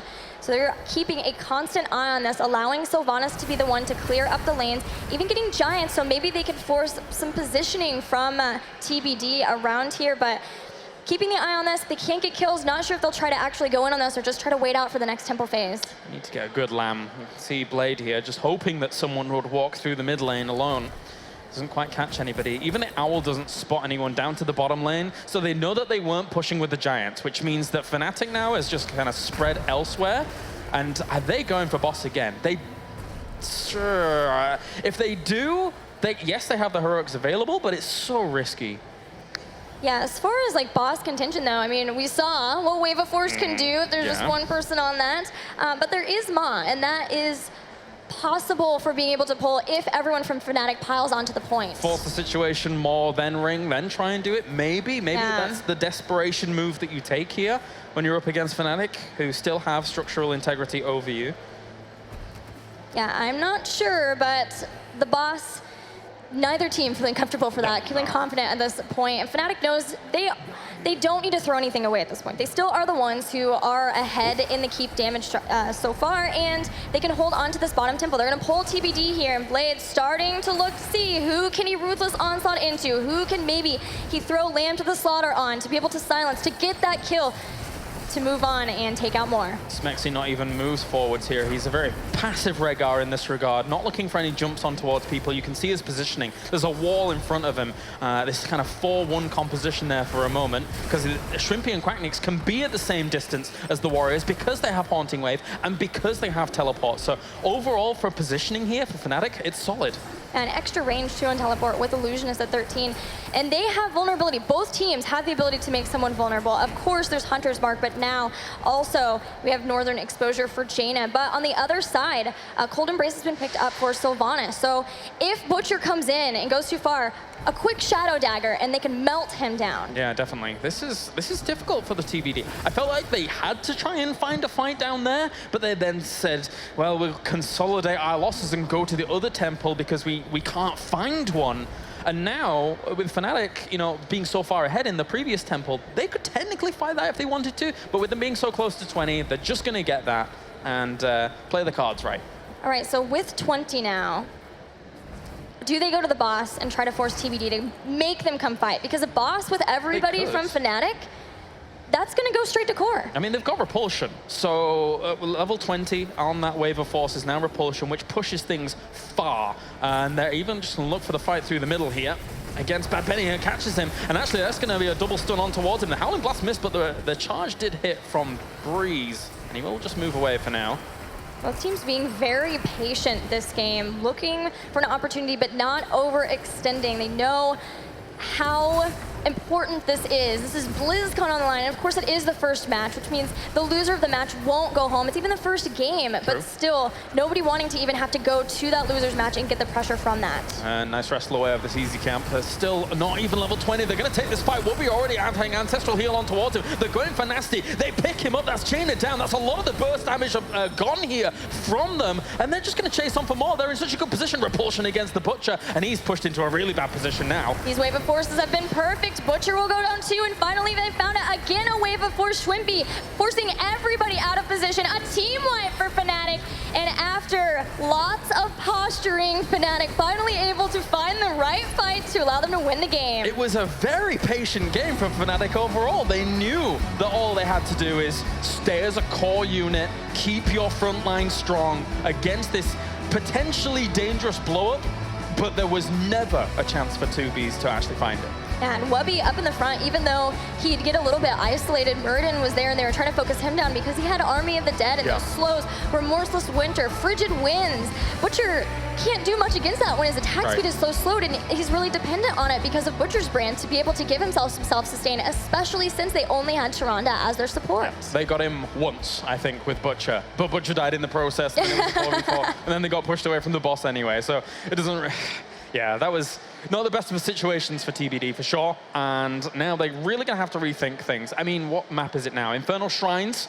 They certainly have things that they could pull out here. that could cause some disruption for Fnatic. Let's put it that way. Absolutely, and it is their battleground pick, so they might be feeling more comfortable with fights on there. It's another battleground where you can start to snowball a lead especially, but if they're going to pick another early game composition and try to get a lead off of that to snowball, then got to make sure that you're able to do it. Yeah, as you said at the very beginning of the game, you're going up against Fnatic, a team that is going to be very stable and not let you get these small advantages early on. So you kind of need to go just toe-to-toe with them in normal standard comps, or throw something so beyond wild that they've never seen it before and then they flustered. But that's very rare when you're going up against such an experienced team. Yeah, it is, and I don't want to discount the composition or TBD specifically because, like I said, in the qualifiers, they looked incredibly strong. The minute somebody stepped out of position, all 5 on them focus firing and they were down. It's just that you can't do that versus one of the best teams in Europe. Nope. Oh well, we'll hear what the analysis desk has to say about game number 1 here between Fnatic and TBD. All right, thank you very much, Gilly and Kalaris. And we talked about the mad scientist ADRD, and I think we can say that first Butcher experiment failed. Do not try again, please. 1% feels bad. You know, it was just a little bit of fun, I think, right there with the Butcher. They just couldn't quite get, I think, the fight that they wanted to. I mean, they got poked off a lot of times. I think the last fight towards the bottom, it seemed like Murden got bullied off by just Li Ming poke, and then they were forced to retreat. They couldn't fight. They rotated around. It was just really awkward positioning. Baited out an ultimate immediately, so you had that cooldown already wasted, and when you went into the actual fight, that was a massive problem right there. And I feel it always like swapped in the middle when we had so many structures taken down by Fnatic that they kind of knew if we don't throw, this is our game. They almost did. Yeah, that was good point. I mean, somebody's got to call out Fnatic. That was not pretty.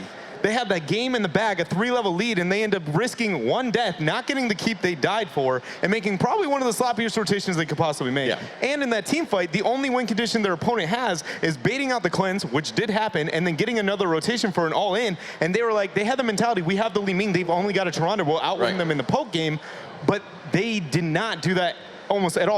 All they had to do was hyper engage. You have 13 to 16. The lunar flare win hit that fight. Just go. The lunar flare hit, and I'm thinking, all right, it's baited out. And then they just like continue to take poke, and never position themselves to engage. And I mean, just imagine a team that had a little bit more of a serious team comp, you know, playing a little bit more standard and decently. I think that Fnatic might have actually struggled a little bit. But Jay-How, we're going to go into that first replay and see what you prepared for us. Well, we are going to be looking at, I think, a man named HotS.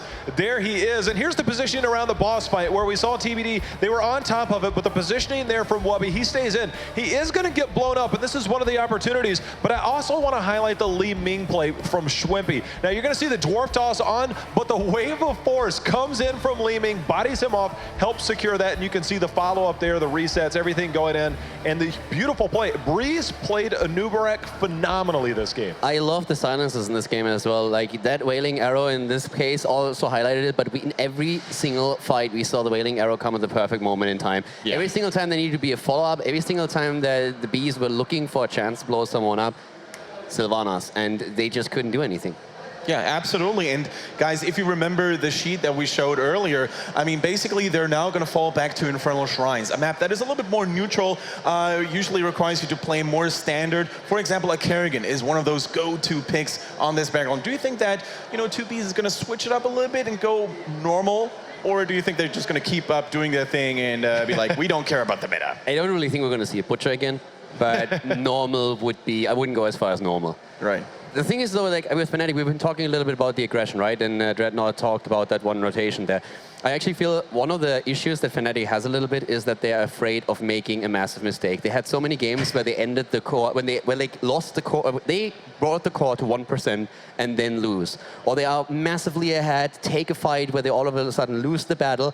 The entire experience advantage that they have is negated and they fall behind. And I really feel like in this case, they were just like, saying play it safe, play it passive. Even if we lose a hero or two, we are so far ahead in structures. Even if they wipe us, we are not going to lose the game here. So I think that was the thought process behind that. And also, it's something that we saw in a few of these fights. When Breeze, for example, at the top shrine, didn't even go for kill against Jaina and moved back because there was a maul. Especially when Kalaris is casting your game. The Kalaris core is definitely something you always have to keep in the back of your head, especially when you're a Fnatic. But let's get back to business here. The players are slowly but surely getting themselves ready. As we said, Infernal Shrines is going to be Battleground number 2, guys. Are we going to see a Kerrigan for the first time making an entrance here? I think you'll see a Kerrigan ban right off the bat. Right.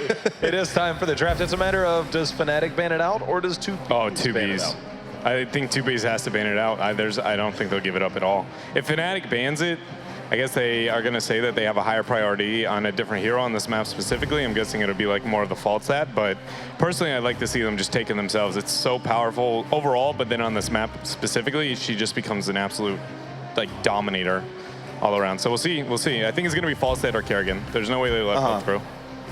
All right, who plays Kerrigan? Because I don't have anybody on Fnatic. I would Wubby? I put a Wubby. I would say probably does. Wubby would be the choice, but I don't. Wubby was actually like, especially like in the oldest when we had, for example, Oh, Haunted she's Mine open, still. guys. He's actually one of the players that played the hero the most and was famous for his Kerrigan play. So if they put someone on him, there's a high chance it's going to be Wubby, yes. It would have. I think it would have to be Wubby. It's just like the data that I have doesn't show that he's played that any time in the last like 7-8 months. She hasn't been good. She hasn't been great, I should say. The new patch, I don't think he's played her since the new patch. Unless I missed qualifiers, but You have the official games, right? Like in scrims, they actually experimented a lot more with like also hero pooled that, but it's not a traditional hero for them to play. I feel like if they were, it would be an instant lock. For most teams that have a Kerrigan player, it would be an instant lock. Yeah, I think the fact that they haven't instantly locked it means that they expected a completely different ban here. They do go for it. They'll go for it. Yeah, I think it's a must-have for them. Smart pickup from them. And that already pulls away from what 2B's Determined loves to do. Just in general, the Death Ball Tyrio's off the table, so is going to be the Kerrigan. Respond with an Arthas. Good shrine control, solid-ish response when it comes to early game kill potential to the Kerrigan here. And then I'm guessing just more aggressive like comps. That's all 2B seems to be running for the most part. Sylph, not surprising, they love the hero. Yeah, and they love the hero, and they also want to have, of course, the snowball potential. They showed that in so many games that they played during the qualifiers too, so this doesn't really surprise. It's also, in my opinion, one of the reasons why Fnatic picked Sylvanas in the last game, that they wanted to make sure that this wailing arrow snowball aggression cannot happen against them, so they picked it away. And now the Bees have an opportunity to jump on the hero, Kerrigan is taken away, so you go for Sylvanas. Right. And generally speaking, like, what would you consider to be a really efficient and a really good counter to that Kerrigan? Because I'm sure a lot of players out there wonder what they should do against the Kerrigan, when they see it in their own game. Medivh. He's like, anybody who's able to deal with her, like Uther's probably one of the best healers. Not only does it deny a pairing with her, but also having the cleanse, having the burst heal as a response to what she does, and then a divine shield as well in case a big combo comes out. It's just largely it's just burst healers do the best because she has a lot of damage, but it's all single target for the most part, unless she hits a colossal combo, which then it's a positioning problem. But for the most part, it's usually, I would just say, anybody who can dodge easily or anybody who can deal with that damage input from her. Or just interrupt that lockdown. I mean, Medivh would be a perfect example for this, because if you look at it, we're talking about Infernal Shrines. There's a lot of funnel points into those shrines where Kerrigan can get insane value out of a good comp, and if you have a Medivh that can negate that, I think they'll that ban would be it. perfect for them. I honestly think that Fnatic bans Medivh in this game. Yeah, I totally agree. I think that because it's the response that we know that 2B's likes to run it, and I think it's a great map for it as well.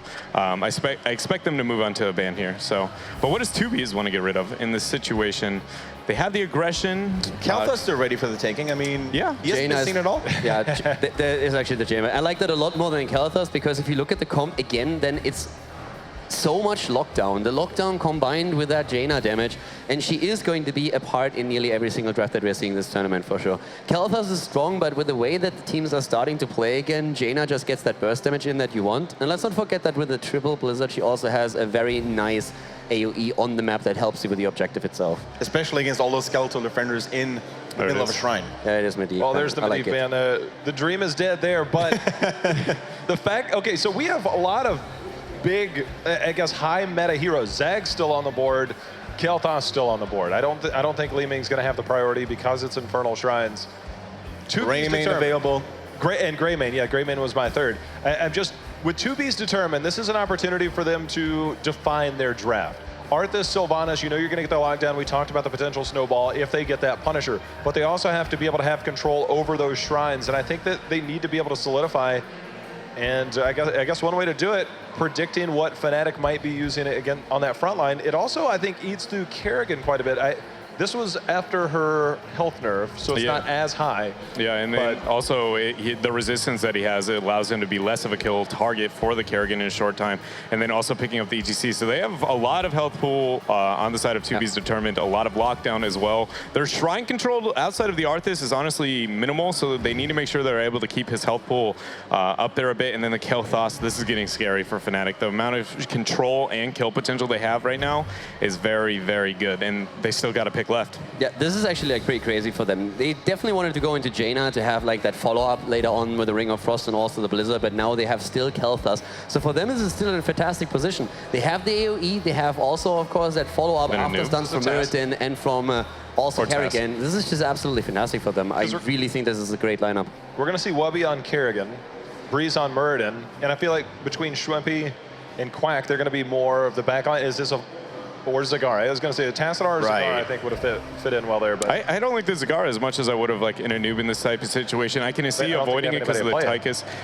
I mean, either way, I think that choosing a hero that isn't very good at being able to follow up with the Kerrigan, KT is now like the main source of damage. Just anybody else who can accent her, right? Like if she hits big combos and nobody's there to get the follow up, it doesn't matter that she hit the combo, especially into the double tank. She has to be very, very on point. I'm not saying that Zag was like a bad pick necessarily. She's obviously an insane hero. I think she's one of the best in the game right now. Just when you have the Kerrigan comp, ensuring that you have that follow-up in some way, shape, or form is very important. And I don't know if they got as much as they want in the situation. With the Kerrigan dive, is Brightwing a good response? I mean, you get the polymorph in there, but I feel like the amount of burst damage that you're going to get between Kel'Thas, Kerrigan, those heroes, and even if you get the drop coming in from Zagara that can do some extra damage, especially if you go questing talent, I don't think Brightwing holds up here. She doesn't in the sense that she's not going to be able to, well, she has the opportunity to take cleanse, but it's going to take away from what is her major selling point as a hero and when it comes to healing talents overall. So they just essentially, 2B's Determined said, we're going to be the ones who engage on you, and we're going to all in with the Brightwing TP double tank potential and hope that we end up getting a kill. And if you move in, we have Polymorph, possible Emerald Wind. I don't think we're going to see it, but overall, it's like, we're going to all in, and hopefully you can't deal with it with the Brightwing, but if it fails, again, the long run, they end up losing these fights. It's just kind of weird because you brought it up, Dread, a potential Emerald Wind to sort of disengage against the Kerrigan onslaught, but then on the other hand, Emerald Wind can also cause some issues for an ETC engage, right? Because you pull or push people out of a potential mosh pit. So I can't really see a good battle plan in this draft coming in from 2Bs. The thing that I wonder about with Fnatic, and it could have just been the heroes that were played, but when we looked at the stats from Valencia, DreamHack Valencia, the first regional, Wubby died a lot more than the rest of his team, which means that he was in compromised positions. Now, you're going to be on Kerrigan. You're going to be in that dangerous position. Are you going to be an all-in Kerrigan, or are you going to be like, I'm going to land my combos, be able to use my Q, be able to use that Ravage to jump around? And I think that's kind of what defines the fact that we haven't seen a lot. And I know they could have been playing it in scrims, but the fact that we haven't seen it on the big stage, is this something he's going to feel entirely comfortable on, or can he get punished for it? Yeah, but you have also considered the role that he actually plays. Like, he plays the engage. He usually is the hero that engages into them, and he's not the main tank. So a lot of the heroes that he played are the ones that are really targeted and then take the highest risk in these. Smaxy winning his battles again. Can't have a Heroes of the Storm tournament without Smaxy dueling it out between the cameraman and himself. Who's going to give up first? He's never lost. I've never seen not even blinking, not even winking, and the cameraman has to retreat. The camera that can beat him has not been invented yet. The technology isn't there yet. Yes, clearly. I mean, did we see a head shake from Wubby? Was he actually not approving again? Because that's what he likes to do. I don't think so, right? He probably was oblivious to it this time. Yeah, but like, as we've been talking about him and about his plays here now as well, I think he's going to be fine in his Kerrigan. I really am not too much afraid. He was the Kerrigan player in Europe. Like, back in the days, he was the guy that everybody looked to when it came to Kerrigan. So I think he's going to be very comfortable in that role. Yeah, absolutely. And then we see, of course, Fnatic's opponents here currently being 1-0 down. They will certainly try to make a comeback here, because if they lose one more time, they will fall down into the lower bracket and play against Epungs. And if they then lose again, like whoever loses the second game is out of the tournament. I know this is Europe, and this hero doesn't exist here, but... oh my God, what's coming now? No, the Uther. They have the ETC under their team to pair with the Mosh Pit, and it's a solid response into the Kerrigan.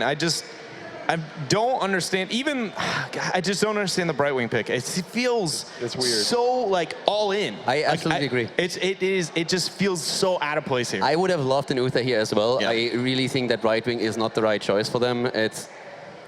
But it's something that they like to play with. But I would You know believe what I that like to play with? every The other thing that wins. And I don't but think every other Turf. team would, in my opinion, would have chosen a different hero in this case and would not have gone for Brightwing. Yeah. Because like the weak points that you already went over, they are definitely going to be a massive issue for them. Especially when Carrigan and like these funnel points, once the Fnatic has the position on the shrine, how do you engage into this without falling into a trap immediately? I don't know. I just, it's a little bit torn so far, but Definitely going to be a tough one. I mean, it's all on the line for 2Bs here in this series. So without further ado, guys, I think our casters are ready once more, and I'm sure that Gilly is very happy to cast the game with her favorite fairy dragon. So let's not keep them waiting any longer. Gilly and Kalaris, take it away. Brightwing! Brightwing, this is the wrong region. I don't know. I was there like a week ago or something, and we saw a bit there, but did you bring it with you?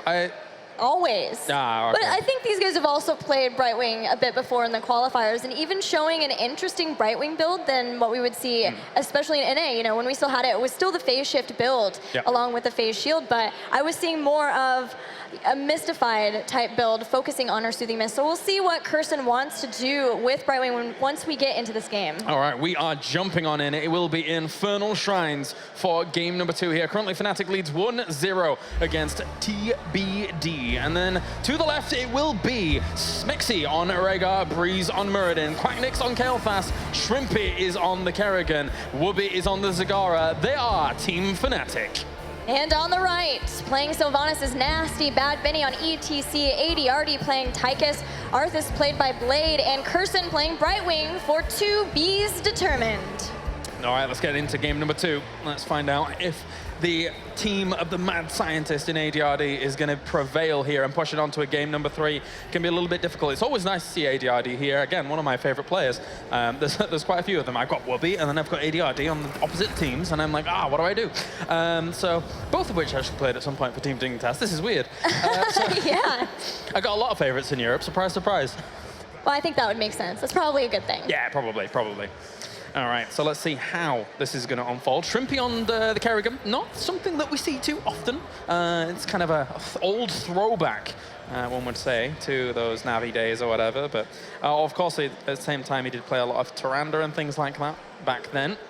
But can TBD, with this composition, make a dent? Well, they are starting off with some very crazy first level 1 talents. So we could see something continue on to be very interesting for them. Unfurling Spray, like I mentioned, to increase the range of Soothing Mist. But Combat Tactician, a lot of times you see Shrug it off. Maybe press the advantage, getting some resistance or even more range for Tychus. But in this case, I've never seen this in a professional competitive match, getting Combat Tactician, so your basic attacks reduce the cooldown of Run and Gun, so he can have that up more often and make sure he can get away from the lockdown that is here for Fnatic, because they've got a lot of different ways. And as the panel was mentioning, Brightwing doesn't really want to be going into cleanse, although she may have to here. Well, as I say, it is ADRD, so on the attack Tychus, so you never know what you're going to get when it comes to for ADRD. It's like a box of chocolates. He does what he can. So TBD, just going to have to rotate around and leaving ADRD up towards the top. There's so many acronyms now that I'm saying it. TBD, ADRD. How do you say that name properly? Difficult. Well, the rotations have been coming in from the teams, and with Sylvanas, they've been able to push out this bottom lane, but ADRD could be in a lot of trouble here, as here comes a Gravity Lapse. It does miss ADRD.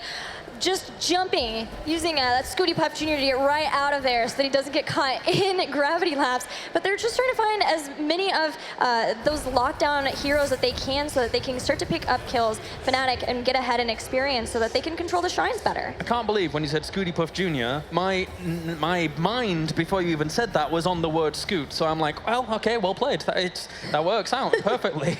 As for now, we're going to see TBD try and move down towards this location, but Fnatic have already seized it. We all know the power of Kerrigan with this particular build on this map when she's able to just jump from minion to minion. Hasn't gained traction just yet because she doesn't have all the talents that she really wants just yet, but later on, you just leave her alone on the shrine, and KO fast with his flame strikes, always so important. Yeah, it's such a great point that you make. Fnatic have the classic composition for controlling these shrines. Kale, Thos, Kerrigan, Wubby is there too, but even Rhaegar, he picked up, what did he get at level 1? Actually getting Colossal Totem, so wants to increase the lockdown that they have, but even him with his Lightning Shield can help with the wave clear of those shrines too. So it's up to TBD to make something happen, and they could be right here. Breeze jumping away with just a sliver of health. Bad Benny running away too. And Kerrigan might be the first one to die here. Yes, she does fall. That's first blood going over to 2B's Determined. And they've wrestled away the shrine from the Kerrigan and the KO Fast.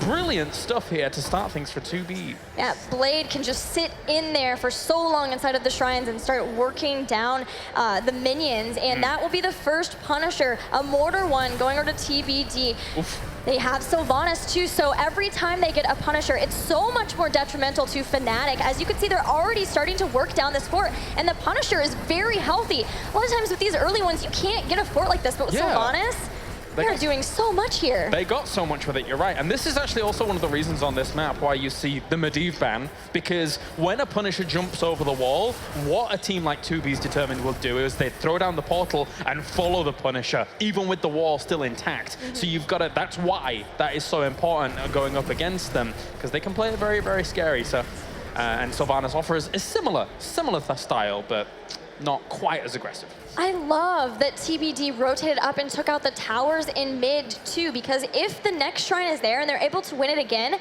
that's another way where Fnatic can't have it just baiting the Punisher over. They've already taken the fort down bottom. As long as TBD continues to use these advantages they have with Sylvanas and be able to open up the battleground like that, it's going to be so hard for Fnatic. They have to never let TBD get shrines. Is it because when we're looking at the Brightwing build, obviously you being a Brightwing aficionado, level 7 going for cleanse, knowing that they would probably need it anyway, does that kind of give rise to them going for different things at 1 and 4 because they don't quite have the shield synergy throughout, or the shift synergy throughout all the talents? Yeah, well, it's kind of a mix of things. First of all, of course, the patch that came in that nerfed Phase Shield 2 had a big impact on that, and that's when we started to see some of the different Brightwing builds coming into play. But especially here, even though NA kind of went back to that style, we're still seeing a lot of different ones here. And you're right, these different talents, even getting Arcane Barrage to increase the range there to help Brightwing be able to more safely siege, do damage.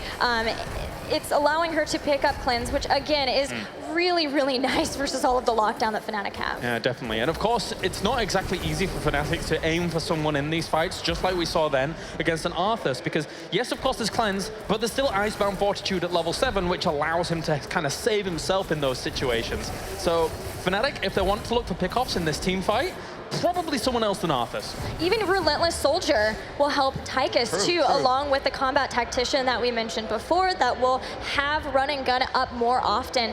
So they're trying to help Brightwing along, not just leaving it all up to her to be able to bail them out of trouble. They want to mitigate the fact that they do just have a solo support Brightwing. That being said, this game is far from over, so as much as there is a little bit of a lead for 2B's Determined, the gang of Quacknicks and co here on Fnatic gain a lot of momentum as time goes on. You can see Shrimpy now going to work on some of these minions very, very quickly, jumping from minion to minion, and when you've got Quacknicks behind you with that KL fast potential, it's very difficult for them to fight, but that was not too bad a lockdown on Breeze. Oh, but a big combo comes into Bad Benny, and he will not survive. But Tychus and Blade come in and make sure that it's a 1-for-1. Kerrigan going down 2. Still 4 versus 4. But Fnatic this time have taken out more of the defenders, but they can't lose anybody else off of this if they want to be able to pick up this Punisher. And the longer the fight is going on here against something like a Brightwing, when all of this damage is being spread against them, like, it's not good for Fnatic. They will lose out kind of that sustained war here, especially without a Rhaegar that doesn't have like a tidal waves down the line or something like that. So this is actually pretty good for TBD. That's a good healing ward placement too to start healing them back up. Gravity Lapse doesn't hit Blade. They were going for the kill, but they may still find it as here comes Shwimpy. Pulls ADRD in, but a big Wailing Arrow will stop this assault. Level 10 against 8, so that came in at just the right time there, able to deal with that. It will be Blink heal as well, with Drakenlair's Drill coming in, as well as Army of the Dead and Mosh Pit. So overall, they're able to take this Punisher with them, and they've still got Sylvanas. They're actually rotating to the top here to try and get a pick on Quacknicks. Oh, Quacknicks. This is going to be tough. Okay, Gravity Lapse is perfectly done. Gets away. say. Yeah. But even with this is, they've got people pushing here with the Punisher in the mid, everyone else rotating in too, and this is very, very healthy. It'll get baited over the towers, but this will be keep towers. They could have started working on this wall a little bit earlier, actually, and knowing that Punisher will finish it off, and then maybe opening this up. You can see them going through the side wall here to try and follow up on the Punisher if it's able to get a jump on towards some of these. So TBD playing very, very aggressive. Yeah, Fnatic has to continue to stay spread out because Mosh Pit is possible, and if Punisher gets a big jump on many members, he could jump right in there with everyone to follow. They've baited the Punisher down, but they're going to maybe lose this keep. Kerrigan trying to pull in Bad Binny. They don't get any kills, and that's the first keep of the game to TBD. Very impressive stuff as well overall. It's the Sylvanas, the enabler, doing so well, and also, even if you go through the side wall as TBD and you don't find a kill, you're still forcing your opponents out of position to then start working on the Punisher as quickly as you would like. So overall, all the moves, even just being aggressive but not getting kills, you guarantee yourself a keep. That's fantastic. This goes back to getting the first Punisher that allowed them to get the fort. They rotated up, got the towers in that mid. That was crucial so that they didn't waste any of the Punisher's help, and getting their heroic abilities in the middle of that shrine fight because of the extra experience they got. This is the snowball we talk about, possible on Infernal Shrines. Now to be determined is up 2 levels over Fnatic, which is not something we were expecting. No, not at all. And it's not exactly the easiest spot for them to really come back. Of course, they'll try and hit some power spikes later on down the line, but losing a keep already, I think they're in a... I think Fnatic is in a okay spot because it's actually middle keep. What do I mean by that? Well, it's easier to rotate from any location on the map when you need to try and clean up those catapults compared to, say, losing a keep on one of the extremities of lanes, for example. So that's a small feather in their cap, but I'm looking at it very optimistically, Gilly. Right. It's always good to think positive. Yeah, of course, of course. Glass is half full. They also finally have their heroic abilities too, which has kind of been the bane. They want to get there, so they have Devouring Maw, of course, and Maelstrom too. More survivability with Ancestral Healing and Avatar. So they have those things now. They can try to use the Maw. They can hope that the members of TBD group, because even if they're down a talent tier, but they find a lot of TBD members grouped up, then they can get a big Maw off of that and still be able to win a fight by jumping on the people who come out of that. Oh yeah, there's a lot of, once again, it's just kind of that combo potential that they have available to them that can turn things around. And well, let's see if they're going to be able to do it. As for now, we are ready to get back in. Just a slight sound issue there for TBD, all sorted and good to go, as they're putting on some pressure here, but they've got so much work to do in regards to catching up structurally. Yeah, they were trying to find some kills, maybe, to even up experience, but in not getting that, and TBD getting 13, they've started to rotate out in the lanes too. Of course, that mid lane, you called it, is going to have to be babysat for the rest of this game, making sure that the catapults don't push too far in, and nobody really soaking up in the top yet. They're still really trying to just catch somebody out of position. Yeah, that's kind of what I wanted to talk about, actually. The fact that Brightwing technically could be soaking up to another location when she hasn't had to shift for a little while. Obviously, she doesn't have the cooldown reduction at 1 with that, if she's actually just healing up things. So you take a bit of damage yourself, and then you heal up, and then you take the get rid reduction, but you just go up there, and she's no doubt got the shift off cooldown at the moment, and soak a little bit just before our fights break out. Shrine activating in 10 seconds. And Fnatic, no 13. So I'm wondering if we'll see them try to push down in the bottom with these, but this is perfect timing for them, though. Like, getting that easy camp is so good. Like, now Fnatic has the problem of, well, do we sit down here and clean that up, or do we actually commit to this? Multiple waves. You don't want to give up a Punisher again to Sylvanas. Man, TBD have been on point with maximizing the effect they get with those. Yeah. But fighting up against 13 talents, they have the shield, or the pixie dust shield too, and that's going to, of course, be able to limit the living bomb damage. TBD are just playing this so well. Elevated his build overall. Neil Steel coating at level 13, so now he's even more resilient to any kind of blow up that he's going to be facing. So cool stuff coming out, and they've already started the shrine, and it looks like zero competition from Fnatic here. They're just wanting to push towards that fort and try and get themselves to the 13 as quickly as possible. But it's going to be trade. Yeah, TBD, seeing that, just leaves Sylvanas and Arthas to clear up the shrine, takes out this top fort, and now this is a Punisher pushing onto the top keep structures. Again, Sylvanas Kalaris. This causes problems. They got there very, very quickly, and they can take down that wall. You can see Bad Benny already working on that small wall. They don't care about the other structures for now. They just want to open this up, so once again, they can position themselves aggressively and try and force Fnatic into a bad position. They're trying to get this baited over there. Breeze will get it, and they use cleanse to make sure he doesn't get taken out in the process. They are starting to work this down, but Draken Laser Drill doing the exact same thing to the keep. Yeah, using it to just kind of push with the objective. It's hard for Fnatic to even get on towards that. They know it's doing quite a lot of damage as well. Punisher's going to jump to the right-hand side here, as Fnatic wanted it to jump to that right-hand side, trying to take it away from this keep, but they still can't get onto the drill. They couldn't get damage done. Whoopi gets saved by the Ancestral Heal here, and Babenia, etc., just pushing Fnatic away. They're corralling them away from this location. The Punisher has jumped back on Webby. He's starting to get fairly low, and ADRD and the rest of TBD might have finally found a kill. Breeze, Dwarf tossing away. A big wheeling arrow hits some of the people, but Shrimpy wants to go back in. After the Maw, I thought maybe he would go in there with the Maelstrom. He'd popped it, and he's got 0 value from that Maelstrom here. This is how much pressure Fnatic are under at the moment. They are scrambling. Every single Punisher here, or the past couple that have come along, has got keep because of the aggressive positioning from 2Bs.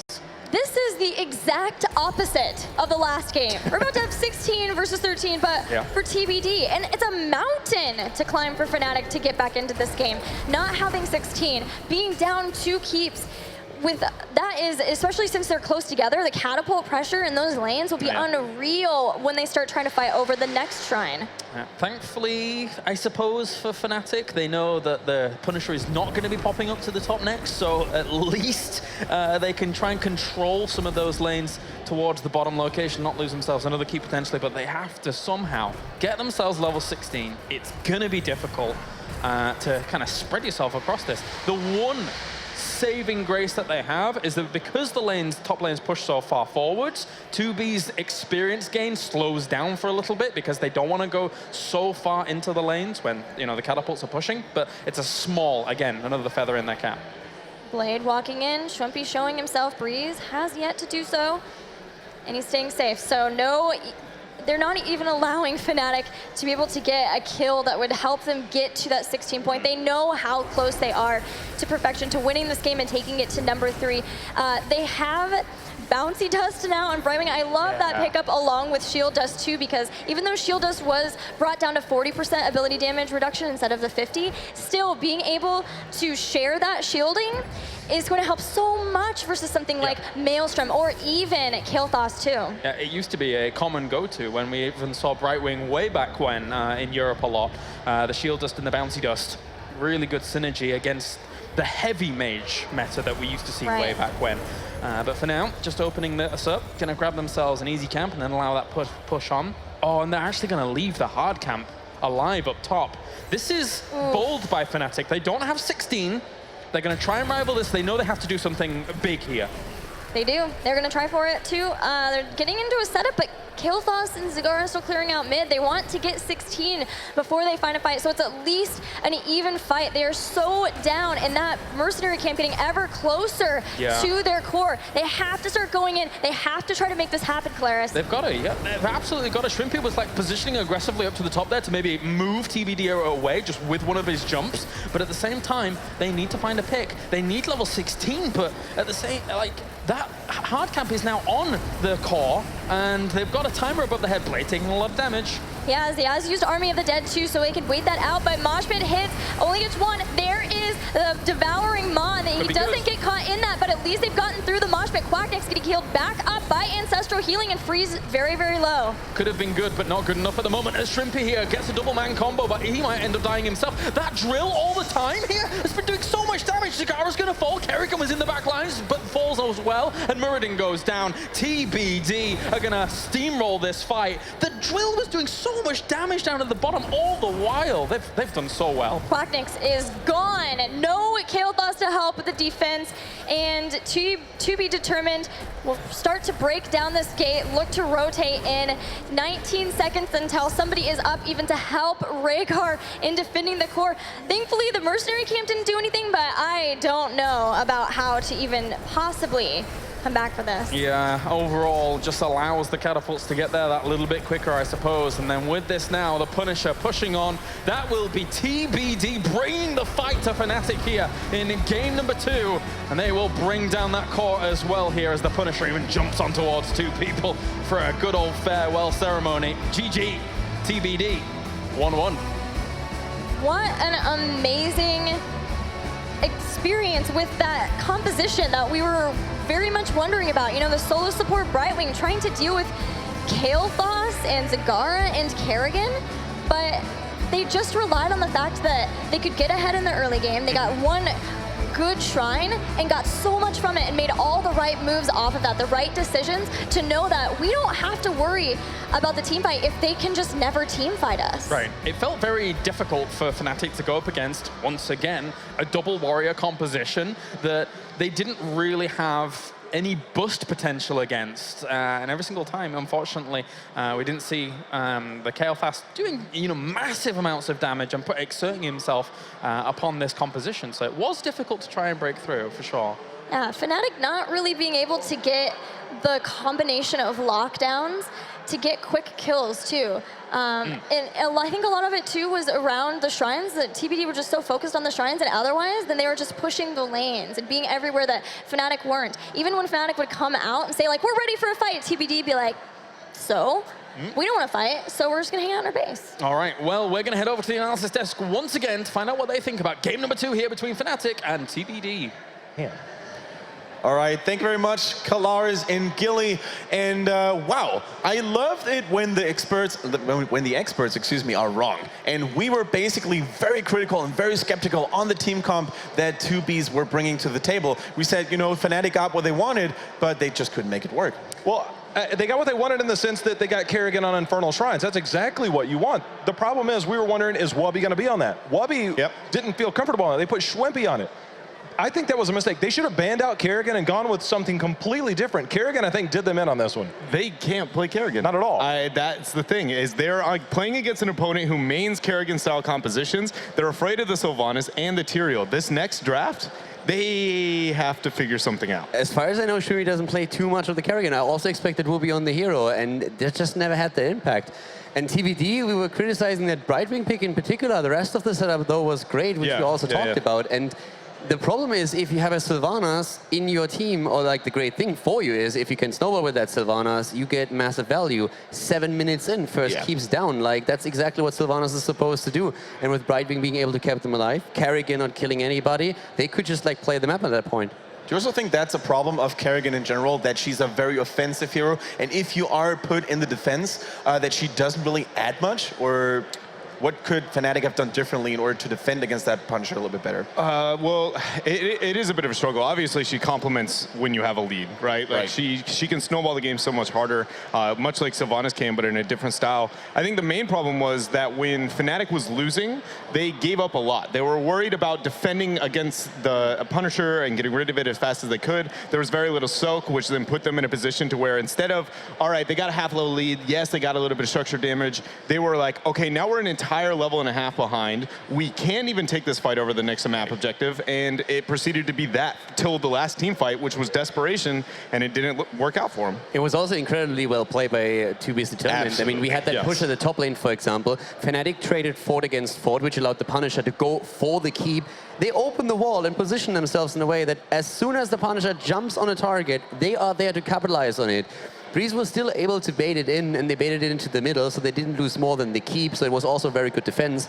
But just that aggressive stance from 2B's Determined was fantastic. They got exactly what they want. They take the second keep down, and they're like, guys, we're so far ahead. We have 2 keeps down. How can we lose this game even now? And maybe we're going to see one of those exact flashy moments here from 2B's Determined, of course brought to you, as always, by J-How. I mean, we saw not a lot of action, I think, that we would typically see. You know, there was a lot of picks, but this was kind of towards the end as we were wondering what's going to happen. You see a little bit of split on the side of Fnatic. They try and get the target, they get the burst, but that's on Arthas, and they don't get the kill, and there was so much follow-up there. I mean, you saw a nice cleanse out. The drill at the bottom is just doing work on the backside. It baits out the Ancestral Healing to keep HotS alive, and it sacrifices positioning. It sacrifices any bit of offense that they're able to get. But the fact that they weren't able to turn on those moments, as you can see the power slide once again in from ETC, there's just so much opportunity that we saw TBD take advantage of, and it all started with that awkward rotation, not a full rotation. One of the things we talked about, Dread, was about how they collapse on one hero, and that's what they did. They collapsed 3 people on that hero. It was HotS who kept himself alive. The heals were there. They weren't able to take him down. Then it kind of put them in an odd position. They weren't able to follow up. For the last and decisive third game, I think it puts a little bit of pressure on Fnatic's shoulder here because, I mean, 2Bs, they didn't play normal. Like, they still had a wonky Brightwing pick that many people didn't expect, and still they managed to pull it off. So they're going to be extremely unpredictable for Fnatic, aren't they? Well, we have to say that this is still the best, or this was the best map that he actually has. It was by far the best map, and besides that Brightwing pick, that was an insanely strong comp. We were talking a little bit about the potential Uther there, but they like to run these comps, and Brightwing worked out for them. In this case, it was for them the perfect choice, and this is exactly what we were saying going into the tournament. They sometimes just have picks that other teams wouldn't make that still work in their favor. They got the snowball going, and so right now this is still decent for them, but it was their best map. It's now out. Yeah, and speaking of the third battleground, by the way, it is going to be Tomb of the Spider Queen, so a lot more focus on wave clear Dreadnought. Yeah, and so this is actually really awesome. Okay, so number one is Fnatic for the first time ever is expected to win. Yeah. And that can affect the mentality, I think, a lot more than people give it. Like, there's a difference from going into a tournament and competing at the world stage, and wherever you get, you hope you get high. I feel like the position that they're in now is the one of winning, and with that loss to a team like 2B's Determined, not taking away from them, but one that they're expected to blow out of the water, mixed with showing that they don't have the ability to play Kerrigan against them. I really feel like this draft is going to show their mental state, not so much for this game specifically, but for the entire tournament, because that had to have been a huge blow. Well, the first ban coming out from Li Ming is a little bit of a surprise for me from TBD, but they could be looking at something different. Tyrael made it through. You've talked about this. I'm curious if this is going to play exactly into what TBD wants. But Fnatic, we've got to remember, their Lunara play on this map alone, I wonder if they're going to prioritize it as high or whether they're going to try and wait and get it through that second phase. I actually already hate the draft for Fnatic. Yes, yes, this is bad. This is really bad because now, yes, they ban out the Zagara, so the bot lane is not something that they have to be too concerned about. But all of a sudden, there's Tyrael. What would be your response? Do you expect the Kerrigan to be taken? After the last game? Really? Yeah, take it. Exactly. Do you pick the Kerrigan now? Because if you don't, the Bees are definitely going to do it. And then you have a Tyrael Kerrigan comp against you. So right now, look at them. And they're risking discussing it. And it's just like, guys, do we take can we really have that impact? Last game, that wasn't the case. And they're risking the Sylve that 2B's loves, and it's on a map that Sylve thrives on. Like, they're right now, like, we can't deny the Kerrigan, maybe the Sylve in this rotation, but like, they are getting the Death Ball, they're getting Kerrigan. Honestly, the fact that they first picked Leoric, I think this is a huge, like, it's showing they understand that they're on the back foot, because that is the only comp I think they can get away with against the Death Ball that we know 2B's is gonna move into and be all right, and they have to take it before the second ban phase, because otherwise 2B's goes, ban Leoric, GG, no re. Yeah. And that was, oh gosh, this is ridiculous. For them, this is just incredibly difficult. And let's not forget that when we're actually talking about other heroes that 2Bs like to play on this map, there's also still a Medivh on the table. He was banned out the last game. But if you go into a comp with like a Greymane or a Kerrigan right now, you have like a support plus Medivh in there as well. All of a sudden, you're talking about like an unstoppable on top of everything else. So that is going to be so difficult here. And Fnatic, I mean, they love to play that Tassadar solo on this map. Now they have the option to go either into a double support or Tassadar solo, but they have wave clear. And this is something that they can still play against what the Bees are currently trying to go for. And it's basically what a lot of pro players or experts keep telling us. You know, they always say, play according to your strength, put the enemy into the defense here. But right now, Fnatic is not playing according to their strength. They really have to adjust their own drafting to that what 2Bs are determining. You can see ADRD on screen and you see the wheels turning. Oh, exactly. There it is. There we have it. Can't get rid of it now. Is it going to be a Kerrigan or a Sylve? I feel like it's going to be the Kerrigan. I don't like that nearly as much into that Leoric Tassadar. Again, when you play that style of composition, you go in, you sacrifice the Leoric as long as you win the long game, which, I mean, Fnatic's been known for the solo task Lunara style play on this map. And they're going to be vulnerable to a bit of poke, and I think Sylvanas bites off more here. They go with the Arthas. All right, 2Bs. They've got a plan. It's still a very well-rounded composition. I just don't know if it plays into what there are their absolute strengths. Like, obviously, Medivh and being cheeky with that is something ADRD is very well known for, but Fnatic is playing a very unforgiving composition. You have to play very well into it. Maybe they're also afraid of like that Arthur's Lunara, which we saw from Fnatic a couple of times, where you get even more value out of the unfair advantage. Arthur's is also a great tier who's sent through the portal. If all of a sudden a tank appears next to you, that first of all is incredibly difficult to kill, but also has a slow and a root available, so that the rest of the team can follow up, that can be quite dangerous. So the Bees with a very heavy front line here already, and Medivh on top of that. So yeah, Fnatic looking at a Tychus ban here. What do you make of these bans? The Tychus ban is largely because they just, I mean, obviously they don't want to be playing it, and they're going to move into probably the Anubarak or a secondary tank that they play, worry about the wave clear. It just is essentially, they know they're going to only have, and the Murden. They know TAS is their solo support, so they don't want any of the front line to just get obliterated. They need to be able to self-sustain, only worry about the Tassadar, and Tychus is going to be the person who's going to be able to do that. Also, he pairs very well with Medivh. When Tychus doesn't have to worry about taking damage, he does so much. So it's a good response there, and they removed the Sylve from Fnatic as an option here. I don't know how I feel about that man on the side of 2Bs. The thing with Fnatic, I think if they end up going solo Tassadar, which we know that they can do, and they do pair somebody, I honestly feel like Muradin is going to be what their rotation is going to be in the next one. Falstad's still on the board. We almost forgot about that guy. Falstad in pairs is going to be there. But if they go Muradin here, I think that lends them to be able to say, if they opt to go solo Tassadar, it allows them to possibly go into the Lunara 5th pick, to be able to counter whatever 2Bs is going to be pulling out. I would love the Warrior pick here unless they opt to go double support, which seems completely unlikely right now. They could also still go for an ETC. They love to play ETC with groupies on 13 plus Tassadar, and it's one of Bree's favorite heroes to play. So I would actually think it's either going to be ETC or we're going to see a Nubarak. But the Leyline Zeal, the Leyline Zeal or the Polymorph is going to be, or Polybomb is going to make that a very unappealing option. I think if they go that, Medivh is going to, ADRD, the clock spinning is going to suddenly become a huge grin, because he's like, the dream. I'm going to be able to interrupt this. You lose so much team fight value. In the long run, we're going to win. And 2Bs is going to drop a Jaina in the next rotation, and their comp's about to become... Will they go Johanna here? I mean, Lunara... they went ahead with Lunara. It's going to be Jaina something here. Okay, so the Lunara doesn't really shock too much. This is exactly what they played at Valencia too. They are taking it now so that the Bees can actually take it away from them. I really like it. We have already the Arthurs for the Bees, so in this case, Arthur's Lunara. We've been talking about that. Fnatic ran it in Valencia. But I'm really curious because, like, you were talking about the disadvantages of playing ETC here, but the original thought process for them with Tassadar was actually playing Tassadar plus groupies on 13 for ETC. So that would help them with a bit more sustain here. Go for Lily here. I like it. Yeah, I like it too. The blinds. The blind, you keep Lunara damage and Falstad damage off of. Yes, you're going to get the hammering damage out from Falstad, but their main attacks outside of that are auto attacks. And if you can mitigate a lot of that damage between Medivh and between the blinds, like basically you're not being hit. Look what Fnatic is lacking. There's no stuns. They can use the Mighty Gust. That's great, man. Go with it. That's wow. This is looking really, really scary right now. It is. The only major positive I see on the side of Fnatic's draft right now is Gust. It provides so much safety in a lot of different ways, and if Medivh makes a misplay on a portal, he can punish so hard in that direction. Fnatic, they go with the ETC. I think I still feel like I would have rather see them go with an Anubarak. I think the kill potential and survivability he'd have in his own is going to be more value, but they go with it. And both teams, he got exactly what they wanted, I feel like. I think ETC, I like it for them better because I know they're more comfortable with the pick. Yeah, for sure. Breeze is a monster on it. They might not go into groupies, but they have the option if they feel they need to. It's like as I said, one of the thought processes they had when they started with the Tassadar solo back again.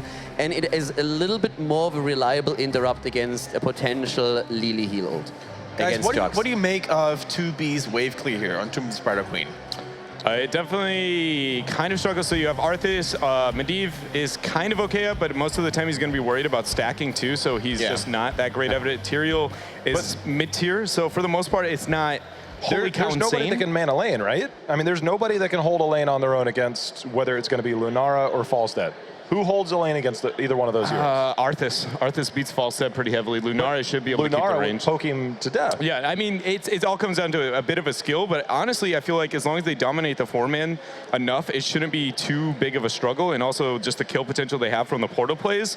And I mean, AD does quite a bit of damage and harass on his Medivh. Yeah, and not only the portal plays. I mean, like, Medivh is only rivaled by Tracer in terms of being annoying. Look at Fnatic, by the way. He's always going to fly around from like lane to lane to lane the entire time. Just going to try and just... At the bot lane, for example, if you're in a bit of trouble, you just fly a stun for a moment, helps you out there. Definitely under pressure, Smexy is, and it's basically their biggest weakness. They must remain focused and calm. If they let nerfs get themselves like shaken up, it's definitely not going to work. I think they made a mistake with the Zagara ban. I agree, and I think Jehao put it best before this. We asked who can beat Fnatic, and we said themselves.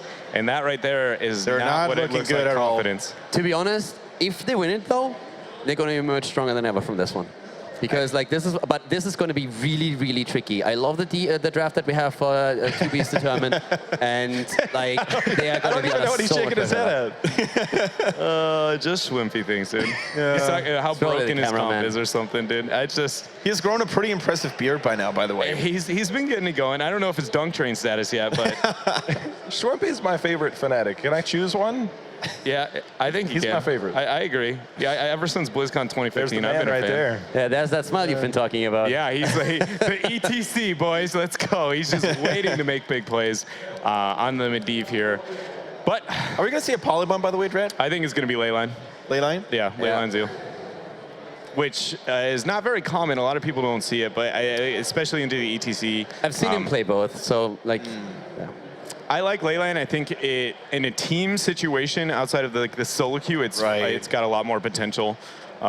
It can be used as an engage, a disengage. It got a lot of options. And more than anything, the composition we see on the side, obviously wave clear being awesome, but on the side of Fnatic, when it comes to team fighting, they're going to be wanting to sacrifice like either Tassadar draw damage, Leoric draw damage, come back to life. We're going to turn the fight. But Medivh, especially with Leyline, can just freeze everyone and then force a fight that they don't want.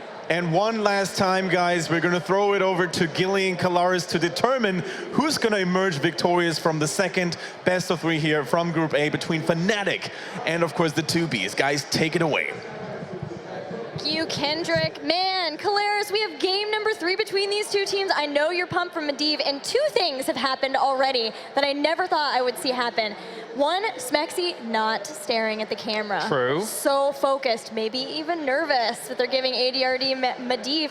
But then also, full panel saying that a Lili draft is scary. What have we come to? We have come to a very interesting place where auto attacks are important. I have seen these two teams draft these two compositions very, very often. Yeah, you were calling that pretty much every single pick as it came out, man. You're genius. So, overall, it's basically going to be definitely full-styled auto attack build, which we don't see as commonly anymore, which I believe, well, personally, is quite an underrated build, actually. But it synergizes well with this, of course. And then they had to take Lunara just in case it was going to be taken away against a solo Tassadar coming out in that draft. The thing is, though, is that TBD also knew that oftentimes they run Arthas with that as well. So they took that away from them. Then they went into blind. I am totally on the TBD hype train for this one. Not only because of Medivh, which we'll get to a lot later on because I've got a lot to say about him. Can you think of what it would be like for TBD here to take out Fnatic? One of the favorites, if not the favorite, to win this entire tournament here. That would set such a good feeling for momentum even for you in the first match. It would be big for sure. We're going to get into it now. It's game number 3 here between Fnatic and TBD. Oh boy, is this draft hype as we get into it. Tomb of the Spider Queen. And I'm sorry, I'm taking the Bs. To the right-hand side, of course, it is Nasty on Greyman, Bad Benny on Tyrael, ADRD on Medivh, Blade on Arthas, and Curson on Lili. They are 2Bs determined. And on the other side, having to come back after losing that last game, we've got Smexy on Tassadar, Breeze playing ETC, Quacknix on Falstad, Shrimpy playing Lunara, and Wubby playing Leoric. It is Team Fnatic. Oh boy, where do I even begin? This is going to be good. I mean, not only is the Medivh there, there's also Tyrael there, so he can high five and do everything. It's going to be fantastic.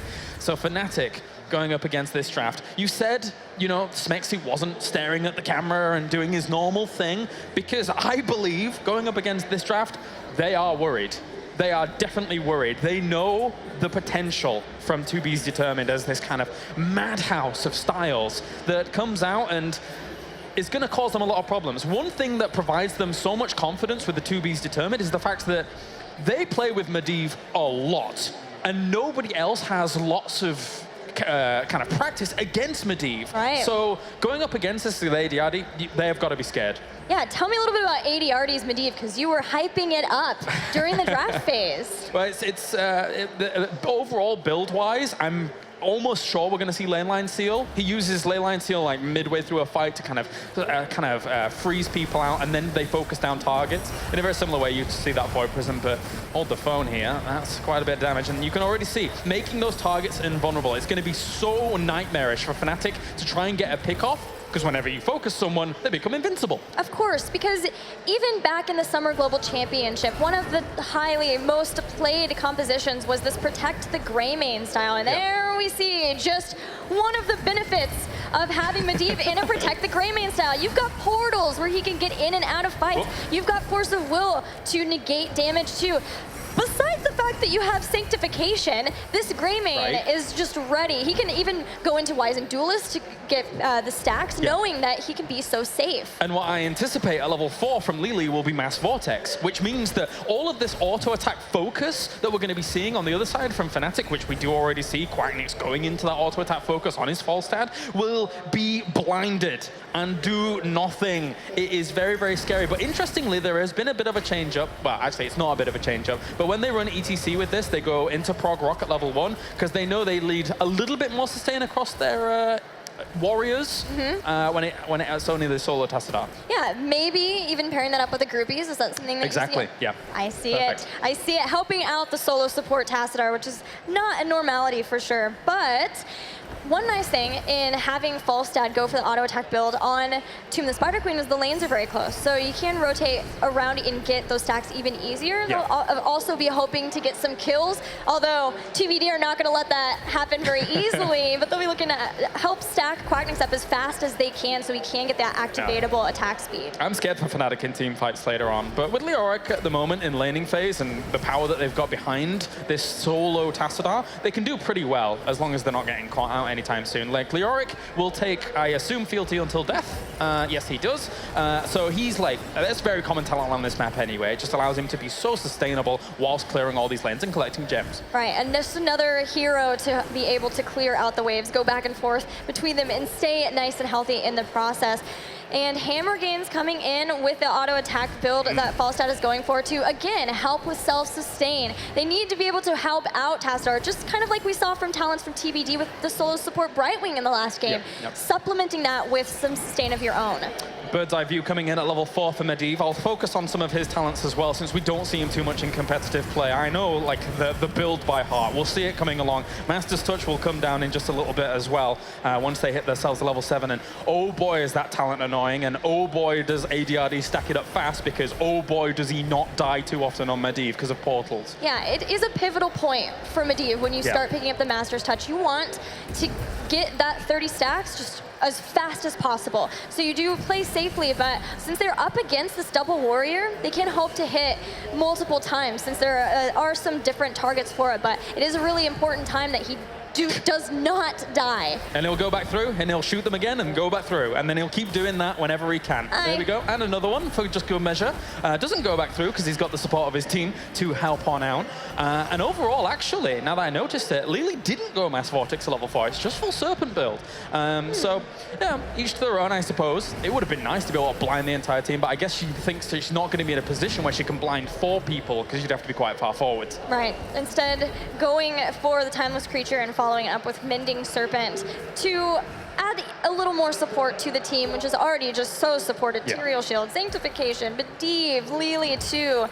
And maybe the blinds that they already have will be enough if she can come off to the side potentially and try to hit Falstad or Lunara. Probably. Kirsten's just going to move away for the moment. And let's see what's going on as well. Medivh's just chilling out towards the bottom. He will go back and come back with his Raven form. Now, if you're not familiar with the Medivh, he doesn't actually have a mount. He just turns into his Raven form, which actually cannot be targeted. It is invincible, and you just fly around near your opponents and provide vision for you and scout out kind of rotations and things like that. It's nice. Yeah, it is. And with Bird's Eye View, you can activate it to increase your bonus damage or your bonus range of vision. So he will really be wanting to keep an eye. It's like a mobile scouting ward that's very safe to keep an eye on Fnatic and know what exactly they're doing. Of course, if they're trying to steal the boss, good luck doing that with that vision. Not easy. And there's the portal once again. Now, the thing is as well is that the web weavers are turned in for Fnatic, so they're going to be able to put some pressure on, especially with the fact that Shrimpy does have Nature's Culling, so they can do quite a bit here, pushing TBD away.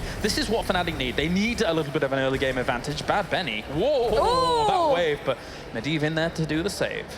They're starting to burn down this bottom 4-2. They really want to get ahead at this point because if they can get far enough ahead and get close to heroic abilities, then they could hope to get a second turn in a row and start opening up the battleground, taking down a lot of these forts too. And Shwimpy up here at the top has Nature's Culling now too, so you can see just how much damage he does whenever he starts sieging structures down. The thing that Fnatic has got to be careful of later on is that when web weavers come in for TBD, if they let them turn in, then the portal plays through and then actually following a web weaver quite far beyond when they're trying to kind of kill it off can be scary for Fnatic. So they do have to be careful.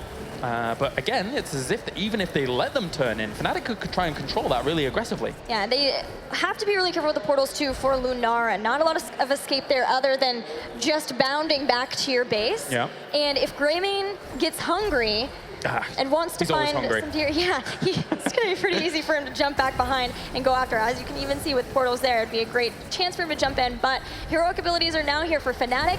They are close to having a second turn in phase in a row, and that should be able to do that because 2BD are so far behind from getting their own heroics. Thornwood Vine on point from Shrimpy, but at the same time, instantly ADRD make sure he doesn't get hit by as he was able to kind of make himself invincible during that. So they'll take this hard camp, and him still stacking that Master's Touch. Not even half done yet though, so characteristically a little bit slow here for ADRD actually. Yeah, wanting it around level 10, but they're not there yet where they want to start getting into the fight, getting aggressive anywhere where they're just defending their hearts out until heroic abilities are here and they can start looking to dive into the back line of Fnatic. But in that time, Fnatic bring down another fort, and this is going to be good for them. They're doing well with this. They really need to establish this early game dominance, and they are in spades, actually. Another turn-in coming down from Fnatic. They're playing it well. They actually catch Blade down to the bottom right-hand corner here. Will he portal him out? No, he just makes him invulnerable and does get the portal out eventually. This is going to be, as I watch this, so annoying to play versus for Fnatic. It's just like, oh, we can entomb, or we can't. Nice gust, though, from Quacknix, and that'll be it. Arthas is down. Another one getting protected by Force of Will, but Kirsten's not getting out of here. A second kill, and Fnatic starting to say, you know what? Yes, you have your Medivh, but we will find ways for kills. But Maybe they turn around, getting a few, maybe. Really depends. Elduin's might forwards, gets himself that Greymane is going to charge on against the Tassadar. Falstaff flies out, Shrimpy will bound away. Now it's up for them to just kind of clean out these web weavers. So it will be Leyline Seal, as mentioned before. Very, very important. And of course, Jug of 1,000 Cups, because heal, heal, heal. I like that TBD hit heroic abilities and instantly went for the fight. They're like, guys, we're behind, but we can get back into this. And in getting 2 kills, this is less of a push with these web weavers for Fnatic. They're still down a level, but could have been much, much worse if they had the full force to push with this. So the thing is that Fnatic took that fight at an absolutely perfect time, and I'll tell you why, because they hit just before level 10, which means, of course, normally that's impactful, but when you're going up against a Medivh, Leyline Seal can shut down that kind of play instantly. You then have a little bit of time to get your portal out again before 13 when you don't have the portal cooldown reduction with quickening, which will come in a bit. But then you just buy enough time to then have the portal out so that they can get out of that corner. So that was perfect for Fnatic to catch those just at that moment. Well, they are about to get 13, a long way away from having another turn-in, and with 124 gems, TBD have got to be starting to get a little antsy, but they're going to have to wait unless they can catch somebody out of position, and then hope to turn those in. All right, yeah, it's going to be difficult for them to actually get out of the corner that they're in, for sure. Fnatic is just putting on constant pressure. And as mentioned before, a lot of them have great sustainability, even without the shields from Tassadar. As Master's touch is now complete, trying to get out of here with the portal. Blade is not able to click on it though. Oh, and he tried multiple times. The Leyline Seal comes out to try and save him, but he tried multiple times to click on the portal and couldn't get out. That was a kill on Arthas too, even with him using Army of the Dead as well. So that's a great pickup for Fnatic. And again, they're ahead and can push down structures along with the Nature's Calling for Lunara. Lunara's still not decided on level 13 talent yet. There are double warriors, so Giant Killer is sometimes what we see from Fnatic quite a bit, but maybe also concerned about damage wanting greater spell shield. There's a lot of different options at level 13 for Lunaras. Yeah, and we are at that 13 with the groupies, etc. So it's all heal, heal, heal, and helping across the board here from them. So that's nice at least. I'm looking to see level 13s eventually come in for TBD, because again, as I say, I want that quickening in for ADRD. That means that he can just constantly be throwing down these portals everywhere. But the poison is actually pretty annoying against him when he's not invincible. So he's got to be careful sometimes as ADRD against Lunara. Yeah, the quickening plus stable portal, I think, makes it so where it's just 1 second cooldown. So you can, as you were saying, have portal up all the time for constant harassment that we've already been seeing come out of ADRD this game. But at this point, rotating around safely to get their level 13 talents so they can get into a fight. They now have 142 gems, so even once they get those 13s, it's still going to be really terrifying, but they've got to try to find a team fight or at least sneak a turn in at some point. And it's always been like a panic moment for TBD going into these fights. Fnatic is forcing their will, no pun intended, on to TBD. And then when they're dictating the pace of the fights, it's fantastic. But if TBD starts to find themselves their own fight, Leyline Seal will come in, seal away 2 of them, and then they'll be able to kind of collapse onto another. So Fnatic doesn't want that. Well, 13 is here for TBD finally, and the portals are coming out. They're watching this other place. They see Bad Benny, who is going to go right back to safety, but jumping back and forth, and this is just mass chaos for Fnatic. They jump on one side of the portal, someone jumps to the other one, but Breeze gets a huge mosh pit, and nobody to be able to get out of that. Tyrael gets taken out, and again, the Leyline Seal just comes in too late to be able to save. Yeah, that's such a shame for them. They weren't even able to use Sanctification during all of that as ADRD got himself away, tried to use that Leyline Seal just a bit late. Quagnix flies forwards here, going on towards Blade, trying to do more damage, protection on him, can try and use portals. Blade gets away, just barely. He was trying to body block him away from being able to get to that, but not quite there. But still, Fnatic, this is a win for them. They're edging closer to 16 talents, where again, TBD won't be able to go contest the turn-in points. And this time, Fnatic have enough to turn in. If they do that, then get 16 off of this, TBD are already sitting on 134 gems. Yeah, they could be in a lot of trouble. Kirsten is already in trouble here. Will made invincible there for the moment, and we'll be just going to try and train ADRD. But the thing is that now, like, if we get to level 16 eventually for TBD, usually it's reabsorption for ADRD. So let's see if he's going to end up going down that path as well. As Nasty's trying to turn in. He's got 74 gems, and they don't even let him. Really good control by Fnatic. It's so close to having 13 here. Quagnix getting dove on and sandwiched, but he barrel rolls away to safety. Heal, heal. They have Mighty Gust. They really get into a problem. They've got a portal away. He actually, did he put that portal where they were going to teleport to? I think he may have done. The Entomb even, I should say. But that's Sank.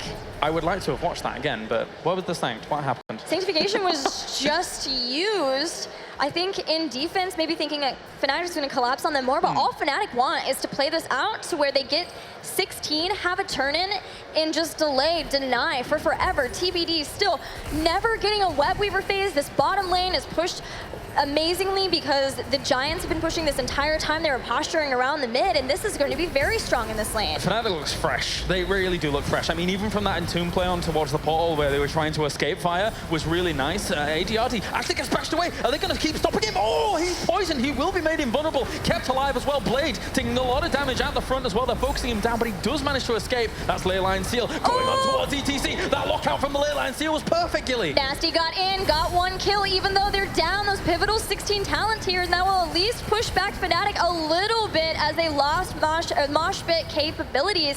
But they still have one warrior who can be up in front. They still have a frontline hero, so they can continue this onslaught. They got themselves a kill. They just need to save their keeps. If they can save their keeps, this is a win, in inverted commas, for TBD. And they are pushing them away once again. Benny speeding people up. There's going to be the wall as Medivh constantly bounds back and forth there, trying to do damage with the Master's Touch talent, of course. But top, they've kept everyone from TBD down bottom for so long. Top is out of ammo. Here comes the wave. It's so close. Blades coming in, but it won't save it. The top keep goes down, and that is the boss lane. Very, very difficult for him to deal with now. And actually, ADRD under some pressure once again. He's been poisoned. Will try and get away. There's another portal. They're not going to do much with that, though. They don't have potential behind this. Arthas is up towards the top. Nasty doesn't have a full front line there to help him. And Breeze is back during all of this time. He's like, hey guys, what have you been up to? I've just been chilling in the Nexus, jumping in, Force of Will helping Arthas get back out. Heroic abilities are even coming back up. They have been sieging for so long, and 2 keeps off of that before TBD can catch back up. This shows the power and the confidence behind this composition that Fnatic has in their pockets on this map. They almost only use the solo Tassadar here on Tomb of the Spider Queen, and they run up against a very unconventional composition that admittedly TBD is strong with, but then they have no success. They haven't even taken a single fort. So that's how much confidence Fnatic shows in this comp. Right, well, all the lanes have been constantly sieging TBD's base because they have such good wave clear heroes. Falstaff's been building up. By the way, Seasoned Marksman, I believe, is done. They have Nature's Calling for Lunara. Leoric, known for how well he can clear out waves. Even Tassadar, right? Their support is able to help out with that, and that's been an issue for them. Ooh. And he's actually throwing down the Sanctification to try and save Ardiardi, who's out anyway, so it might be a little bit wasted here. They need to constantly put on pressure, but Fnatic still has, even with just the solo Tassadar, the sustain in them to just say, well, we're taking some damage, but it doesn't matter, we're fine. Tomb is out, hits ADRD, but the portal is available, and that will be down with that, as is Jug of 1,000 Cups healing back up. Once that goes down, Army of the Dead, it's offline too. The sustain abilities are running out for TBD. Notice the 2 heroics that 2Bs actually hold on to, Leyline Seal and Greymane's potential to burst. They want to just try and find an opportunity to once again lock 2 or 3 of them out, and then focus on someone, but Fnatic isn't giving them that option at any time. And they still have Mighty Gust, so if that happens and they get in, and as long as Falstad isn't caught, he can push everyone away and save his team. They always can disengage, but they don't want to do that. They want to siege this final keep for TBD. It's silly to think, but even if Fnatic just stay grouped up, it's actually probably better that they stay grouped up against Leyline Seal so that it hits everybody, and then they're able to come out of it, because obviously that stasis makes them invulnerable. They're going to back off, though, for the moment, and that is an opportunity for TBD to fight gone, because they just can't find the fight. Right, they sit here for a long time, not really letting them fight, but not fighting either, and it's still a win for them. As the Observer pointed out, in the bottom lane, minions have sieged almost all the way up to the core, and they have poke 1 or 2 Thornwood Vines, and boom, final keep down in TBD. No structures left. So up against it, Bad Benny flings himself forwards with Eldraine Smite to try and catch someone. Whoopi is on at the retreat out here. There's going to be the Gust. They realized that there was the potential. There could have been the turnaround team. Oh, Benny! Oh, with the Eldraine Smite and the actual escape from the portal. Beautiful play by Benny to get away. The Sanctification used after that too. Benny is still low, but they're trying to get a kill here. They know this is the time to fight, but Fnatic are wearing them down. Quacknick's chasing Nasty, wants to take Greymane out of the equation, but Blade gets caught by the Force Wall and Arthas drops. Very well played by Fnatic. Just absolutely masterful control of this composition. They never let 2Bs have a say in this game whatsoever, and that is probably going to end up being core. They're just going to back off for the moment here and try and find an opportunity, but with only Tyrael to try and hold on at the front, he might end up dying as well. Yeah, they want to help these minion waves. The catapults go up too. Bad Benny jumping in, Holy Ground hitting, and Breeze with a mosh pit to hold 3 people down in the back. Fnatic turning on the fight. Curzon throwing out cups, but it does not matter. Fnatic, even against the scary Medivh composition with ADRD, winning this match. GG. What a fun game to cast, and thanks He's back. Smexy. He's back. But overall, It was nice to see it come out. I'm sure that's not the last time we're going to see it this tournament, if TBD has anything to say about it when it comes to the Medivh. But Fnatic, the way they were able to control that game, and it's their pocket strategy on the map that just has such power behind it. Yeah, it's pocket strategy versus pocket strategy. I guess so, yeah. Great plays from Fnatic. Looking a little scary for them in that game number 2, especially in this match, with the Kerrigan play. Having a composition we felt that was so strong, but very standard strong, right? Yeah, yeah. And the one that TBD brought out, all of them, except maybe the first one, looking really, really strong too. And the first one even, we see the potential for the Butcher, right? It just was that he wasn't quite able to lock somebody down and get the executions, that style that we were looking for. But really awesome to see from ADRD and all of TBD, these like styles that have a lot of thought put into them, yes. and you understand where they're coming from. Even if they don't quite work out, you totally get what they're going for. And unfortunately for them, they do go now to the losers game here in Group A, but their tournament road is definitely not over just yet. Fnatic moves on. They're going to be playing against Dignitas. That will be a rematch of DreamHack Valencia, so excited for that one as we now send over to the stage with Paul and Quacknix. Yes, thanks very much, Kalaris. Congratulations. Was that a lot tougher than you thought it would be? It was a bit tougher than we thought, of course, since we lost the game, but like first game, it was really our draft. All we have to do is not let them snowball because they have a she's comp. So we played it really passive, probably even too passive, but as I said, like all we have to do is just relax and don't let them get any picks. And in the second game, we didn't kind of get the draft we wanted, and we wasted a ban on Medivh, so they got a way stronger comp, early game comp, as well as with Sylvanas, so they just took control of the game with the first Immortal. And then third game, straightforward? Yeah, the third game we got what we wanted pretty much, and when they picked up the Lily, which I don't really understand, we won. Yeah, I kind of asked Bakery as well. He had pretty much the same view about that in game 3 as well. Talk to me about the group that you're in, because you're in with Dignitas, you're going to play them again. You've had so many big games against them over the year. How do you look forward to it? I'm not actually as hyped as I could be about that, because Dignitas themselves are not very confident, and we want them to do as good as possible since that optimizes our chances to actually go into BlizzCon. But that also means that we can destroy them and get confidence boost ourselves, hopefully. So, and I don't know, E-Punks, they're also a really good team, so we will see. Yeah, it seems like a tough group with the 4 teams in this group. Yeah, I would say so. Harder than Group B? What did you say? Harder than Group B? Yeah.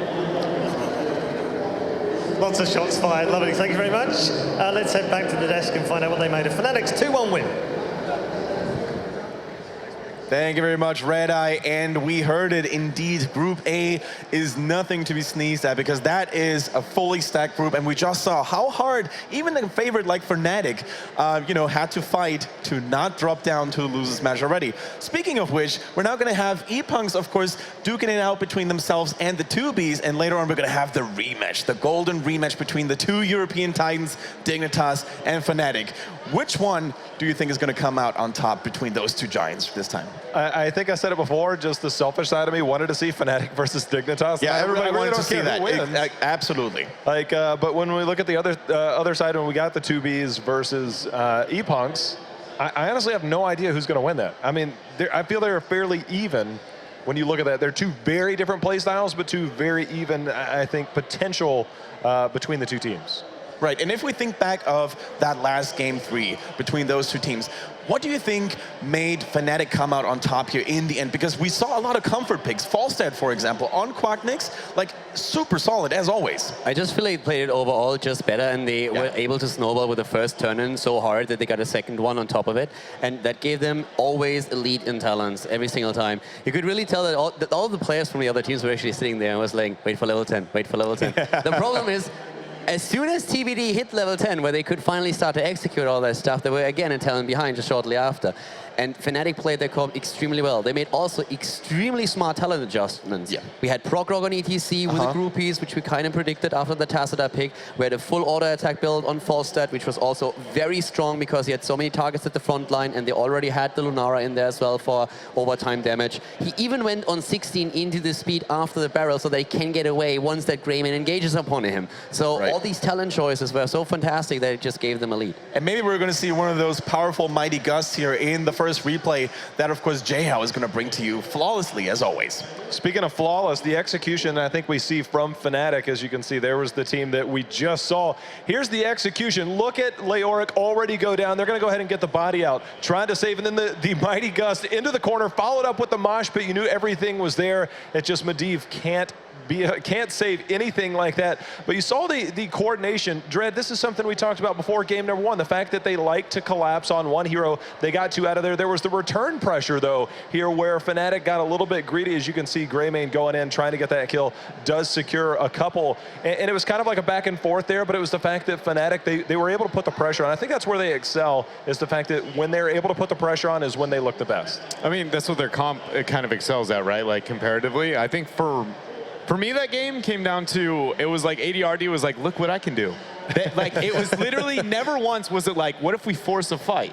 Well, like, the whole game was watch Fnatic not take a fight because that's exactly what they want to do. But it wasn't like they were like, oh man, so much threat went on to Leoric the whole time. It was literally like, we're like, Medivh was so busy portal harassing that he never got to fight. Saints literally never engaged with Arthas, ever. That is what your comp is built around. And it was just like, but what if we portal and throw out a Q? Like, this is neat. I'm like, all right, so when are you going to pick the fight? When you lost the game? Which happened. That was the only moment in that highlight that we saw them have one forced fight, and it was a ley line seal from far back, and that, everything past that point was like, well, we'll just sit back and let them body us. The biggest thing that I want to point out, the ETC pick now looks brilliant. You know, anybody that got near that portal and came through, the knockback, the face melt, gosh, the face melt just knocked him back and just said, we dare you to go back into that portal because you're not going to make it. We're going to body you off a couple steps and you're going to take damage. And the minute you saw somebody go back through that portal, they were very low on health and couldn't re-engage. Yeah, but also to come back to what Dredge just said, like, the sanctification on Tyrael, when do we see that? Most of the time it was after when the you're tomb. running. Yeah. Exactly, when they were on the run and the tomb comes out, they need to kind of save that target and Tyrael goes in, drops the Sank. But never ever did we see them engage Tyrael jumping in, Greymane right after him, dropping the Sank and just like crush everything in their path. We didn't see that once. I think the Eldruins might teleport into the Medivh portal was sums up how that entire game went. Like, look at how sweet these plays are. Too bad we aren't getting any engaged. We're just running the whole time. Absolutely. And of course, I mean, there is still so much more to come. We've just seen the first two best of three here for this first day at Gamescom Cologne for the second European Fall Regionals, and there is still more at stake. I mean, Fnatic, look at that. They're going to play against Team Dignitas once more, basically a tiny rematch from the big grand finals of course, the previous regionals, excuse me. And then on the lower bracket side, we see E-Punks duking it out between themselves and 2Bs. And, you know, I really like these losers matches as well because both teams usually are roughly on the same skill level and you can never expect really what's going to happen there, especially if you have unpredictable teams like 2Bs and E-Punks. Again, I said it, we know what to expect from E-Punks at this point, and the fact that they're kind of shifting towards the double warrior meta. We saw what they were able to put together. It looked very standard, and then you look at 2Bs and it looked completely But they still have more to show, for sure. Oh, they have a lot more to show. I mean, that's what's exciting. I mean, every draft was just kind of like, oh, that was interesting with 2Bs, and can they make it work? Like you said, it looked good. I was actually back in production, met Eldruins, and I was like, oh, that was a really good individual play mixed with Medivh, but didn't really accomplish anything. It's like watching the Harlem Globetrotters. You're like, man, that's really neat. But then you're like, when it's played against like the top, it's just like, you know, maybe not so much. Like Flashy only goes so far. I mean, especially when we saw that siege at the bot lane against the Keep when they were losing ETC right when the fight started. It was a 4 versus 5. They had an extra talent. They held them at the bot lane for so long that the web weavers in the middle and at the top destroyed the Keeps more or less. And then they took the one at the bot lane as well, just kept poking and said, like, you can't engage into us. As soon as you try, we have still that Mighty Gust ready. They were just playing a beautiful game there. They made the right choices and they never let them come back in. And without these plays, without that team fight, forcing it, you just can't make that comeback. And of course, we still have 3 series in total that we're still going to show to you guys today. As we said, next in line is going to be the winners match between Team Dignitas and, of course, Fnatic. A real highlight, in my personal opinion. After that, we're going to move on to the losers match, which is going to be E-Punk versus 2Bs. And last but not least, we're going to determine who's going to advance towards that second stage with the Deciders match. So, guys, don't go anywhere, and do us a promise here, or do us a favor, and stay tuned, because we've got more Heroes of the Storm goodness inbound very shortly.